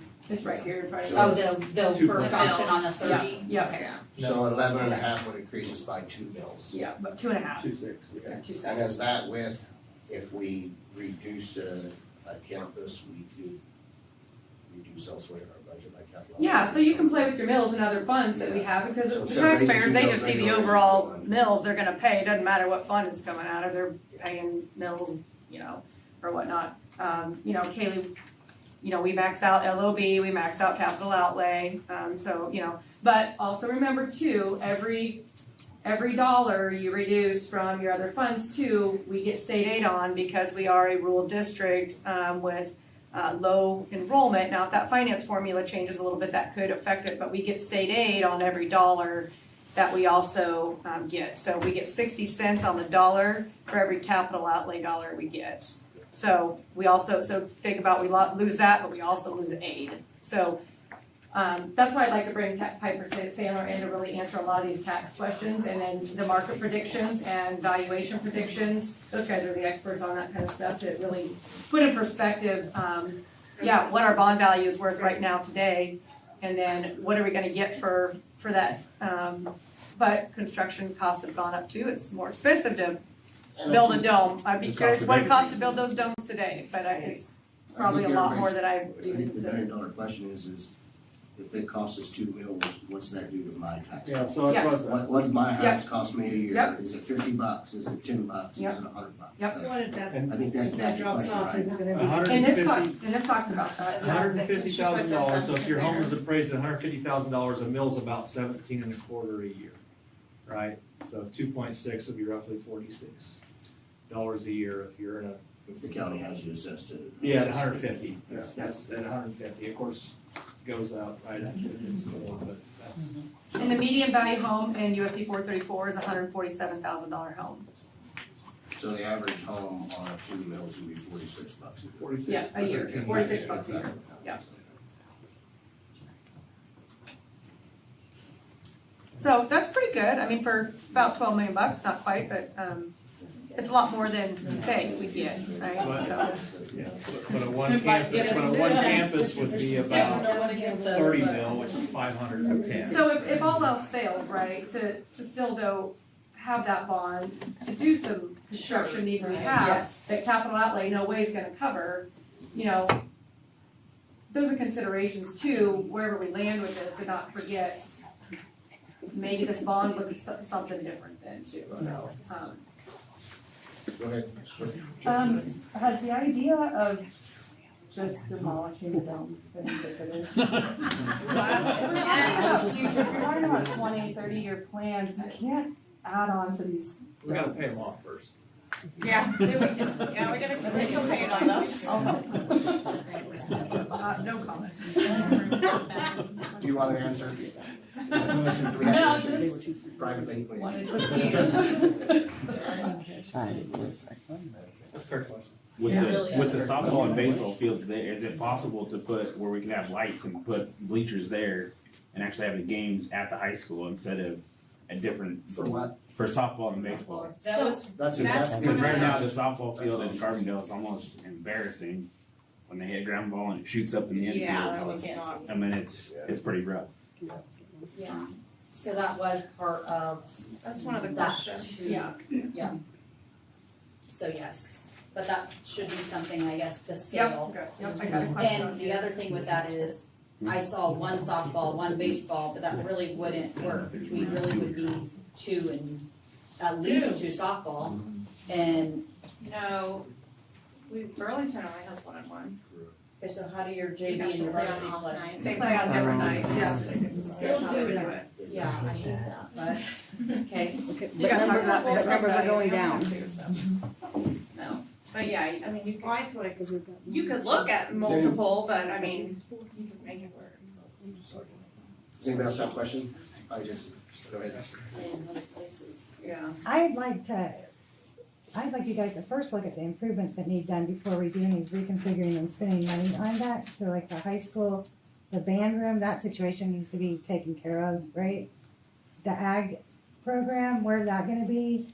You might need to spend money for that. I don't know if you're gonna be building or how that's gonna work. And then on top of that, instead of building onto any of the buildings and reconfiguring or moving everything to the high school, I think you can make it work with the existing buildings that we already have. If you want, if the end goal is to have the children that are closer to the same age together, and like not with the junior high or whatever, I think it can be figured out without adding a lot of cost to the public.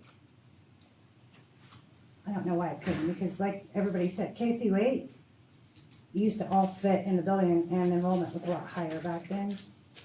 So I feel like there's a way to figure that out. Some thoughts. And I used to be first chair clarinet in college, so it's important. Those are my glory days. That's pretty good, Andrea. Where were you first chair clarinet? Highland. Nice. That's awesome. I like it. important it is. It's always second year. Does anybody have any questions you would like somebody to email you back or anything like that? You can, you just, I mean, like I say, the I'd like decisions are made at this point. This all is- the questions that you take down, I'd like to see all the answers, right? I mean, Yeah, we'll keep Yeah, for sure. keep getting information.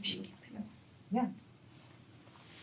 Andy and I talked really, let's go ahead and do this, and I'll talk about our communication idea. So, we are not unified in this in any way, shape, or form, but we talked, yeah, but we've talked about it and I don't even know how to explain it, but we bounce ideas off of each other a lot. So, I came from teaching at West Franklin, and they went through a similar consolidation maybe like 15, 20 years ago. But they have a K through 5 in Appaloosa, a K through 5 in Williamsburg, and then they all meet in the middle for Pomona for 6, 7, 8, and then the high school. And what they did, they just passed a bond last year, the year before, connecting some of the school buildings. They had 3 set up in Pomona. So the junior high, 6, 7, and 8, they're in a building kind of by themselves. But the high school and the middle school share the gym, they share the weight room in another building, they share art, they share computers, they share library type of space type of things. And then over at the high school, some of the high schoolers will go over and they'll share the same social studies teacher. But they have it set up in the times of the day in their schedules where they don't overlap. So like the middle school would have their stuff and their specials and things in the morning, so they're in that building at that time, and the high school would be in their more core classes or other classes that are at the high school. One of the benefits of having 6 through 12 at one building is, yes, you can share some of those resources. We shared Lance and we shared Kara and Mackenzie and people that just go between buildings. But if we had them on campus or in a separate wing where they could commute or even just connected by a hallway that's just for them to come in, then they could access our fax room, our culinary stuff. They could access our business and graphic design. They could access, what else? They could access our junior arts. high, like Yes. bringing more classes for junior high. Yeah, for sure. And our FFA program can be extended to. Exactly. And that's really kept their little communities alive. I know Mission Valley, my husband graduated from there, and they just did a one campus type of thing, probably 5 years ago? Oh, no, it's been like, I was a sophomore in high school, so yes, 5 years ago. I saw that you had a birthday semi recently, so yeah, 5 years. But the way Mission Valley has theirs set up is they have one whole wing that's elementary, basically. You can come in and it's a shared unified front, front office, but you go that way and you're in the elementary world. And if you turn the other way, you are in the high school, junior high type of world, and they don't overlap in many areas. They share the same gym, but I think they have 2 gyms. They have 2 gyms. Can I time you out on that? So they only have one entrance? They have multiple entrance points, but it's But I like mean, one like where the pretty- main office, because Yes. I wondered about that, but I felt like it was a stupid question, so I didn't ask it. As far as a junior high, because they talked about H2K, if they moved junior high, building a completely separate entrance. And I wondered, like, is that necessary? Do we need? Well, I thought they talked about renovating the entrance that Yeah. we have and then doing one common entrance. Like, because we need a new. You'd go one way entrance. to go to middle school. Oh, did they? Oh, I thought they Right. talked about 2 completely different entrances. Right, we talked about one. Oh, okay. But yeah. The other thing that I do not, I don't envy you guys, but I think we're already behind in making these adjustments. I am kind of a nerd as far as data and numbers and history, and I've been scanning archives and things from the old Red and Blue Review, the high school chronicles from 1989 to 2010. So I've seen lots of your pictures semi-recently going through the homecoming and the proms and softball. But they've talked about this being an issue. Like 1989, they're talking about declining enrollment and budget reductions. In 2001, they were talking about we really need to do something. in 2005 and 6, they were talking about how the bonds had tried to be passed and failed 3 times. They had talked about what a new dome would look like, and that dome, the ideas and the conversations that the board had at that time looked amazing, and nothing like what we got. And me and some of the other teaching staff, I know Stephanie and I graduated the same year. Justin was a year behind me in school. Tanner, you were like 3 or 4, maybe 4 or 5 years older, maybe, I don't know. But I remember when the last bond issue passed, because we were in our early 20s. Yeah. Remember my mom complaining about it? Yeah, we were in our early 20s, and I had 2 kids. Little, they weren't even in school yet. But I was like, oh, this is going to be great. And the way that it was marketed and promoted was we were going to get a whole lot of things. Yeah. And it didn't pay out. So I was talking to another staff member about, hey, what do you think about the community and how they're going to vote one way or the other? And we kind of thought, well, if you're over 40 and you can remember all the things that we were promised and the things that we were going to get, then they probably will have bad blood and not want it. But if you're under 40, you want that, you might have kids in the area or grandkids even, but, trying to get the community growing. I also think that 6, 7, and 8 would share teaching staff a little bit easier. So as far as the declining enrollment numbers, that's what West Franklin already does. And they have, 6, 7, 8 teaching history, and then they have some high school people that go over and do things too. But we've also been talking about redesign and rethinking education because it's not the same world as it was 25 years ago. And having open buildings in the communities could provide some opportunities for more specialized magnet type of programming.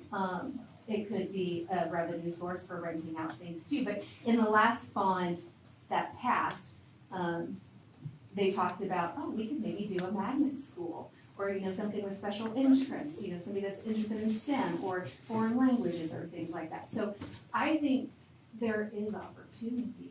I think you're probably already behind in needing to make some decisions, unfortunately. I think you could probably get, if you had to, get 7 and 8 up there now just by reconfiguring some of those fake walls that are in the building.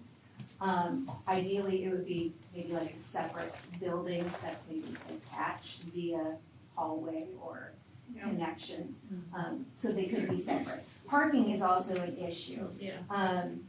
For a one campus, I think that would be an issue with that. But if you just wanted 6 through 8 up at the high school, I think you can add on to that building or add a separate building, kind of in that same front by the circle parking lot, and add on there so the kids can access all of those specials that are on that side of the high school. They can access ag, and they could add on another gym if they needed to right back there by the softball field.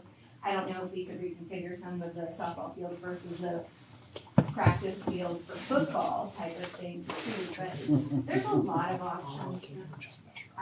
We spend a lot of transportation. I was talking to some kids that are on the bus for over an hour every day because they go from out in the middle of, almost near Burlingame or whatever, and they have to go to Scranton, and then they go to Carbondale, and then they go to Overbrook, and then they go to the high school, or I don't know which way that works, but like some of them are on there for over an hour. The biggest one's gonna be West Franklin School District, and then they go to Overbrook, and then they go to Carbondale. Yeah. And that route starts at like 6:15 in the morning, and they're not getting off till 7:45. Right, and that's one way. So I think eliminating some of those extra stops would be really good for our kids. They get to us when they've already been up for 2 hours and they're kind of grouchy and hungry. But I'm in support of, we need to probably do something. I'm sorry to say you probably were behind probably already, but there's options. It's hopeful. We're all new. We're here. Yeah, thanks. All new, all aware. I want to add a little bit to that, just my perspective. I do commend you guys on this work and the efforts that you're doing. You see there's a need. I do want to emphasize the point that we're focusing on the education of these kids and what these kids. I love you understand the research for transitions and reducing those transitions because the negative impact of kids going to different environments, different cultures, and having a different set of rules and expectations that can have a negative impact on their education as we're trying to figure that out and navigate those ones. So I would like to see a reduction in transitions, but I do also agree with the feasibility of that, especially right now. So building out a phasing plan, I think that would be ideal, so that we know that maybe 10 years down the road, this is where we're going to be at the next 10 years, the next 10 years after that. Hopefully you can have to extend that to 15, 20-year time frames. But looking back at the historical data and seeing the plans that were originally there, I think there was a missed opportunity at that point in time that would have made this a lot easier now, had that come to fruition. So I would like to definitely encourage you all to continue with the foresight and planning of down the road and what that's going to look like.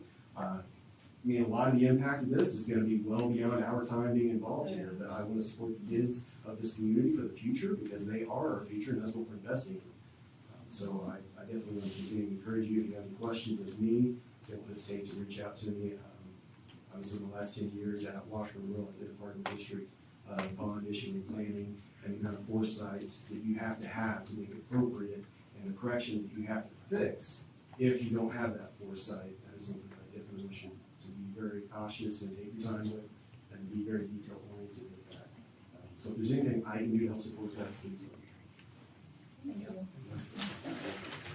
Two things that she made me think of. Instead of adding on to a building, if we're kind of thinking of like a phased plan, instead of throwing money at a building that we're not thinking is going to be in existence in 10 years, the use of like the temp trailers.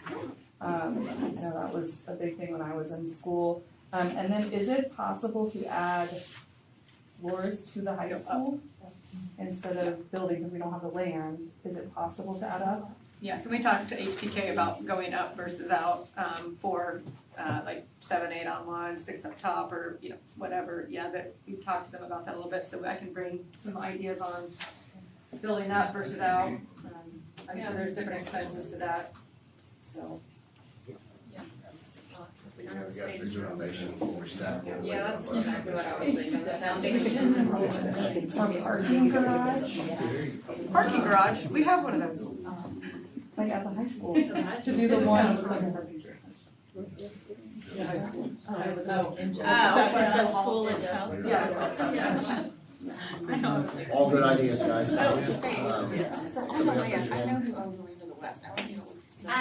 So, everything that Kyle said, yes, he stole a lot of my stuff. But I also wanted to say I've worked in many districts that have done bonds that have both failed and gone well. So, lots of experience there and lots of things that I think worked well, things that the public really liked, things that were successful for those districts and what worked well. Also, the teachers, they talked to me every day, and a lot of them are very disappointed because they thought this was happening next year. So I'm like, I'm sorry, it's not next year. And they're very excited about this possibility. They're, especially that 3-4 split, they really, really see the need for that, and they're very anxious for this to happen. So they're very appreciative that you guys are discussing this and talking about it and listening to what they see and what they feel that they need for their students. So thank you. Thank you, please.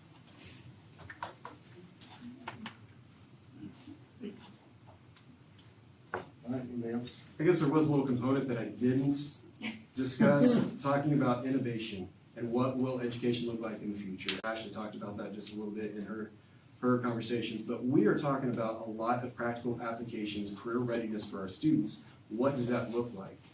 Because obviously the way education has changed, I would hope down the road that we are reaching a different point, a different approach with our kids than what we've done for the past 100 years. I know that KSCE just revamped graduation requirements and really didn't change anything.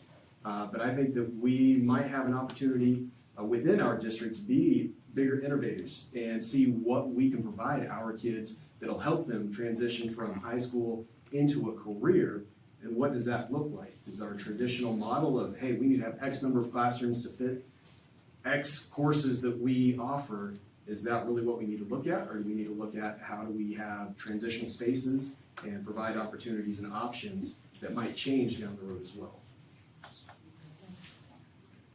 So I feel like you need to give it, I mean, if you have ideas, I feel like we need to get them on the questions, like, with this, like, I don't know, like the innovation center that they just built. That might be a rabbit hole you don't wanna go down. Well, but I feel like if we're gonna ask questions and we're gonna consider things, I mean, we have to have them even written down to. They did kind of go around, didn't HGK kind of come around the high school and ask, like, what do you see your classroom looking like? Like, what do you want us, But did they talk to the teachers about But that? they haven't even thought about.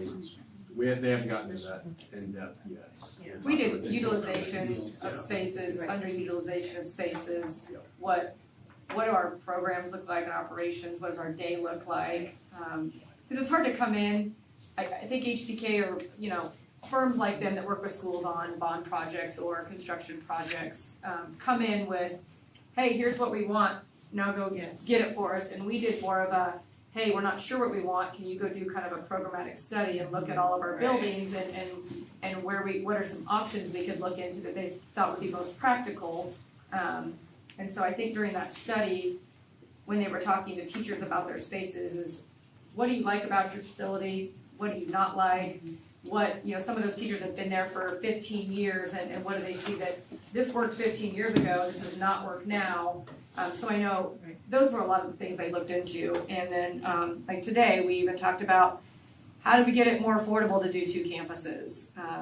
Because we want that option. How could we make that differently by, we've talked about a lot of shared spaces today, a lot of transitions today with HTK this morning. So they're kind of, you know, they don't know what they don't know about how we operate and how we do things.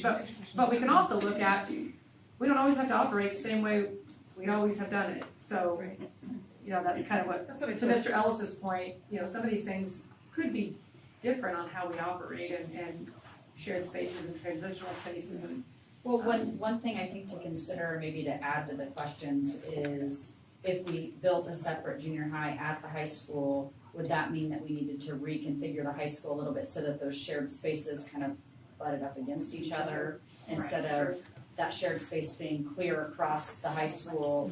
Yeah, where that. Yeah, that's a great question. I think we have no details on any of that. And I mean, I feel like, I wonder, like, are there programs, different kinds of learning spaces, innovation centers that we're not even thinking about that we should be including in our, you know, in our plan, I feel like. There's a lot of flexible options. It really depends on the direction that we want to see our kids and our futures in our community. I mean, there are so many options that it's difficult to narrow it down. But that is kind of the point of what we're doing right now. Like ag, for instance, that has been an overwhelming comment to me since I started here, is getting agriculture, because that is a major part of our community. So that's what we want to do with our implementation and focus, is make sure that we can build that out and make it sustainable and make it relevant to our community. So there are a multitude of other programs that we can look at, but we need to figure out what fits best with our community. And that's one thing too, and I mean, I've said it before, and I mean, talking about, you know, changing the schools, like I would love to have a CTE program and a bigger one that we already have, and I mean, like we could repurpose this building into CTE and use, you know, our Burlingame come here, instead of the kids driving to Topeka, they could just come over here and, you know, Washburn Tech come here. Well, yeah, do like a Washburn Tech, or even us do it, have Santa Fe Trail do it, but bring in the student, I know it's not. So much for that budget. But I'm saying, bring kids in from other school who pays us instead of Tech, or yes, bring in Washburn Tech here, you know what I mean, like we could have space, you know, then we'd still have kids in the building, and, you know, there's so many different ideas out there. I mean, I'm just thinking like ag, there are so many options, like a greenhouse where we could do science classes and and not just, like you said, the way we're doing it now, I feel like, and technology stuff. The thing with ag is, I really want to get this established, and we've got a brand new person with a brand new program, so. If we're gonna add on and build on, I feel like we. Yeah, so we need to kind of need to plan out, like, different with this ag program we've got, are we looking to start with ag science and look at, you know, food and animals, and then we're gonna look at fabrication with welding and construction, and then are we gonna look at, you know, so, yeah, I mean, if we're he's gonna got add on, we his, might as well have some of these things. he's got his work. In the plan, I feel like. ahead of them with programming for ag and with this new teacher, so planning for the future of that. Yeah, What does the building look like, and what spaces do we use for that? We've got a basement, and we've also got a building out there. Is that building gonna stay forever? The basement has a space now, so, or even a new space that doesn't even exist yet. Right. Yeah, absolutely. Explain to me transportation, how that's, would save money, and how, I think somebody said it would be less time on the bus, but wouldn't it be the same? So you'd still have to go rural bus to, say, Scranton, and then get on the route bus, Yep. or not route bus, or whatever you call it, to the high school, right? Yep, that- so how one would that campus, save- How would that save transportation? you wanna talk to this one? So you're having to stop for those shuttles, we're staying at a school for 10 minutes to allow parents to actually get there. So if I could actually show up and have all the kids ready to just get on the bus and go, kind of like a normal stop, that's what we do at the bus, or the town stops. I show up, and within 2 minutes, we're leaving again. And then you're also losing the personnel from having to keep an eye on all the kids for however long they're there. You're just reducing how many stops we're doing and how much longer those buses are having to stay out. Isn't it the same kids coming from the same locations? I'm sorry, clarinet is So not he's- very good at math. He's not waiting on, so right now they're waiting on buses to get there, like, say, the Carbondale bus, they're gonna pick up all the Carbondale buses, you're gonna pick up all their kids, and then they're gonna be staggered getting to Carbondale school and dropping these kids off. Well, then those kids get off, then those other kids jump on that bus, Right. and then they have to go to a gym, say, Overbrook, and then one goes to Scranton, and one goes to, so they won't have to do that anymore. It's not as much shuttling between towns, Yeah. the shuttles. It's the Makes shuttles sense. that's gonna be the We would biggest shuttle reduction. from the towns to the one campus, I think Yes. is Andy's point, right? So Yeah. we would still run a route from West Franklin dang near to Yeah. Overbrook. Sure. And then we're waiting to pick up maybe kids that walked in town Overbrook to Overbrook School, or former Overbrook School, and then shuttle them to the one campus, right? Yeah. So I mean, you, So like my They would kid still- wouldn't have to be picked up at home, shuttled to Carbondale, and then back to Overbrook. My kid would be shuttled straight from home to Overbrook. Well, I guess, wherever we have the schools at. Yeah. I get it if there's one campus, but I was thinking of the two or the three. Well, no, I that was would be thinking two you still have campuses to- too. Okay, alright. In 2 campuses, you actually thought there was a greater savings. There Yeah, would so when be- you go 2 campuses, one of your campuses in your biggest town in the district. Right. So then you're going pre-K through 5. So most of those kids, you're not having to put on the bus anymore that we're currently putting on to take to Overbrook. Or even preschool right now. Okay. And so some of your savings there is just those guys aren't even going on the shuttle anymore.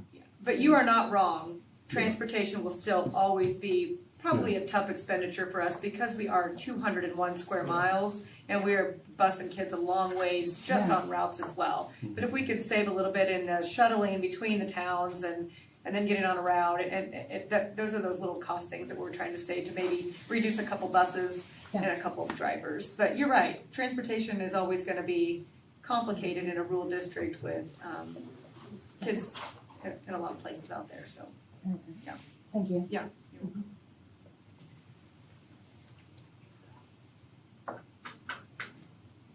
Oh, I have one, more question for, Mr. Henry. So I know you and I had this discussion before, so I know we kind of talked about the softball, baseball diamond, so I know at one point he had talked about possibly, and I know there's gonna be different views on this, turfing the football field, and you had said something about, having, I guess this would have been if we didn't have softball and baseball, but about having an end where like softball and baseball could practice on, and I mean that, I like, what does that look like too? That might be kind of a question to. So you're thinking about if we turf softball, baseball, football at the high school? You're talking about if we just turf the whole football field, including the D areas, which is out by the track, from the goalpost to the edge of the track. What I was saying was if we could just lay out a baseball path, like an infield on each end of those for baseball and softball, you could actually practice there. Practice fields. Yeah. Rather, and if, Oh, so on if we football. didn't build the big baseball and softball at the, or I guess we could have both, because the JV still has to practice. I'm just saying if you turf it all and put ticks out there so you have. Well, no, yeah. So just, I mean, I know you That's had not mentioned just that for high too. school, that's for other kids to practice on too. Yeah, And if you do get the baseball, softball fields out there, it saves you on transportation also, from having to pay the drivers for taking them to each place Do you and have to back. worry about the type of shoes that are on there? I think as long as there's no Yeah, you metal. can do metal. No. Yeah. No, that's, people that say no metal on actual turf, that's a joke. They think they're gonna hurt You their tell the turf. baseball. Every turf from baseball. My son played 4 years of college baseball. He's played on numerous turf fields, and not one of them do they say, you can't wear metal spikes out there. They just think they're gonna save their field. I know turf expert, that's, yeah, we wouldn't do that. Kylie wants to be in charge if you do want somebody to watch shoes though. Yeah, I can do that. Some of those people that do that are having hundreds of games played on their field. Yeah, we're just, And if we had nice facilities like that on yeah. a campus, you. Turf expectancy is 10 to 14 years, so. It's- What do you kiddos think? What do you guys want? What do you wanna do? That's what I always get. Whenever I ask the kids, they're like, Go eat dinner. Crispitos. Every day. Okay, so I have a couple, wrestling I have a couple rooms. follow-up, That's what you two want. things before we're ready to adjourn. Do you mind if I ask a couple? As soon as we get done with public comment, we're adjourned, so everybody's welcome to ask questions, then we'll adjourn. We have a board meeting next week. Would you like me to bring in, tax experts and HTK back? Do you wanna wait for that? That's a quick turnaround, but I slotted that on their calendar for them just in case, I wasn't sure. Well, I want answers. Yeah, that's where they gotta be able to answer those. Yeah. If they can get the answers before next week, if not, Wait, okay. I mean, if I don't have the answers, I don't need them back here. Okay, would you like me to just bring in the tax people? No, because if like until I know the numbers, I don't, I'll see what the tax year do if we don't have a right, that's budget, what I we'll go thought. after. That's Okay. my opinion. That's fine, I just wanna make sure I'm giving you what you need. I'd say send them We ask a lot of questions. questions. I feel like they're gonna have. What's to- everybody think on when they do that? Do we wanna postpone to our next meeting, or do you wanna try to do another special meeting? Like, when do they think they can get us some It's answers our back? busy time of the spring. I feel like that'd be my question, when can HTK get us some hard numbers? That we might know by next week, to be able to know what we're planning for the special meeting. Right. Yeah, we might at least have that. And then, Discuss it next week. I brought some information about, steering committee ideas, you wanna wait on that too. So those were just some things we talked about last meeting that we would discuss at this, so just wanna make sure I'm following up on everything that we. I feel like we should get started on that now. The steering committee? I just gave you a suggestion. Put that on the agenda for next week. Yeah, what do you do, what do Okay. you do? You wanna put that on the agenda for next Yes. week? Yeah. Right. Yeah, I think we need to bring people on board. It's not in your books have been printed, so it'll be, we'll add it. We'll add it. Okay, Amy. alright. She loves that. Should be good. I only do it 275 times at a board meeting. Hey, Amy, I got laid out. This isn't late yet, though. This is kind of early. This is kinda early, yeah. It's kinda early at it. So are you making the commitment this is the last ad? No. No. No, I know it won't be the last. She's I like, tried, come on. Amy, I tried.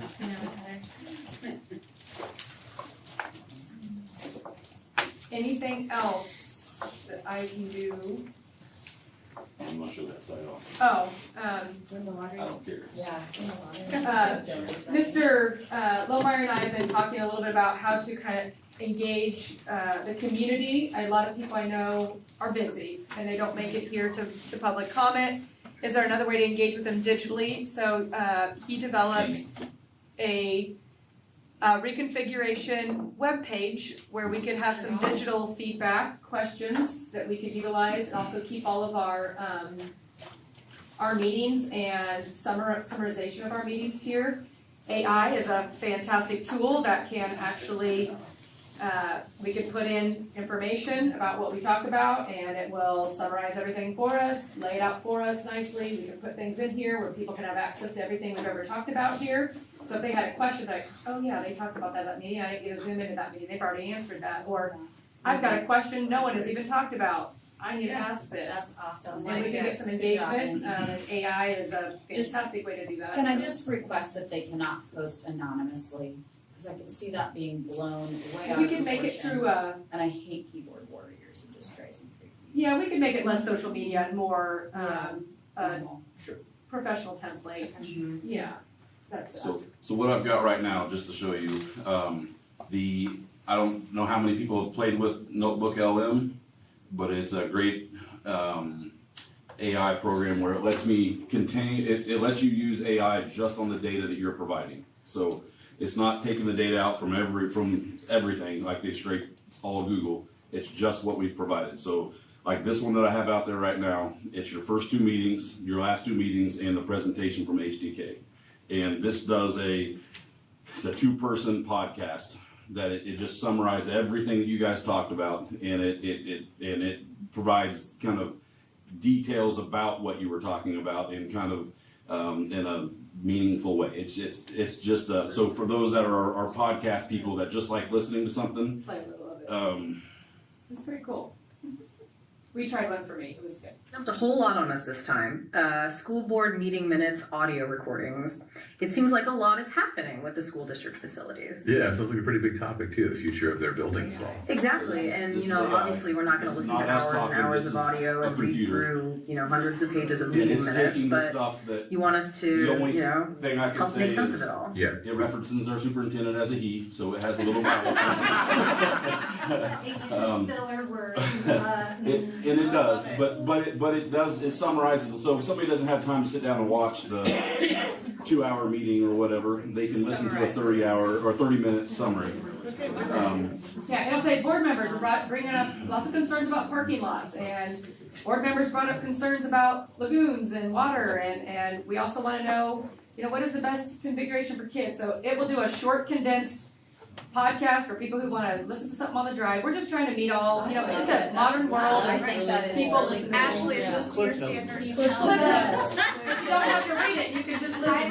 Just play it on stereo. No, The one that I've got right now, it's on YouTube, so I would feel about Which is report on it. really bad for Mr. Terry with public speaking and communications, because he will throw something at you if you're doing And here's the thing, if you don't like it, you don't have to listen to it or go to it, or it's just for people who would be interested, and we can keep it all here. We thought it would be a great way to engage in just a new way. Sometimes the old school town hall meetings and getting people here, it's hard. People are busier and busier and busier every day. I know I'm busy, so it gives a lot of good highlights, and it's actually not that much work, because we just cut and paste things in there. Yeah. You don't have to. And it does the work for you. Yeah, I put it in, so like after this meeting, I'll pull the audio from the recording, I'll upload it there and ask it to do it, and about 30 seconds later I'll have it. Like it's easy. Yeah. The other part is I'll link the actual meetings. So it's just the YouTube video from our live stream. I'll have it on there, but then I'll run it through AI, and it does it gives you highlights of the meeting, key insights, and so that's all done via AI as well. So again, trying to reach that person who receives media or information in a different way. And then the last one I have, it's not really filled out too much, but you've got a question and answer form. So this is where it's not anonymous. You're gonna collect their name. Right now, I don't have it set up to where it guarantees you that it's the name that they put in, but we're at least asking for it. And then we would be notified, and then we can put it into an embedded, and it doesn't have anything on it right now, but an embedded document where they can go through and read it. And Somebody so reviews it before publishing. Yes, we can do that. There also won't be any wars on this between people, because we'll navigate these documents ourselves and house them here. He also said there's a possibility that if we've already answered the question somewhere in our meeting somewhere, that maybe it would already generate an answer based on past conversations we've already had. for a relatively small fee, you can feed all this documents into an AI chatbot, and you can ask questions. what is the plan for Scranton Attendance Center? And it'll list out with references, and it'll tell them right where to go to get the eclipse. I mean, it's a pretty rich experience. Yeah, I know, So, we've talked about. I don't have that built in yet, but that is a possibility, so. What's relatively small? The one that I was looking at was like $7 a month. Like that's. Oh, I thought you were being sarcastic. It's gonna be a bigger number. Now, I don't know how well that one's gonna work, so I don't really wanna quote a number, but. 3 mils? That's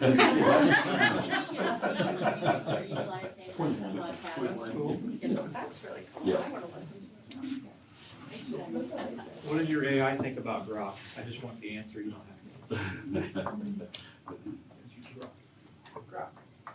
As being someone that has watched most of these meetings live on YouTube, there are sometimes that things are brought up that I wish that I could ask a question, be a part of the conversation. Yes. Is there a way to implement that yeah. without encouraging?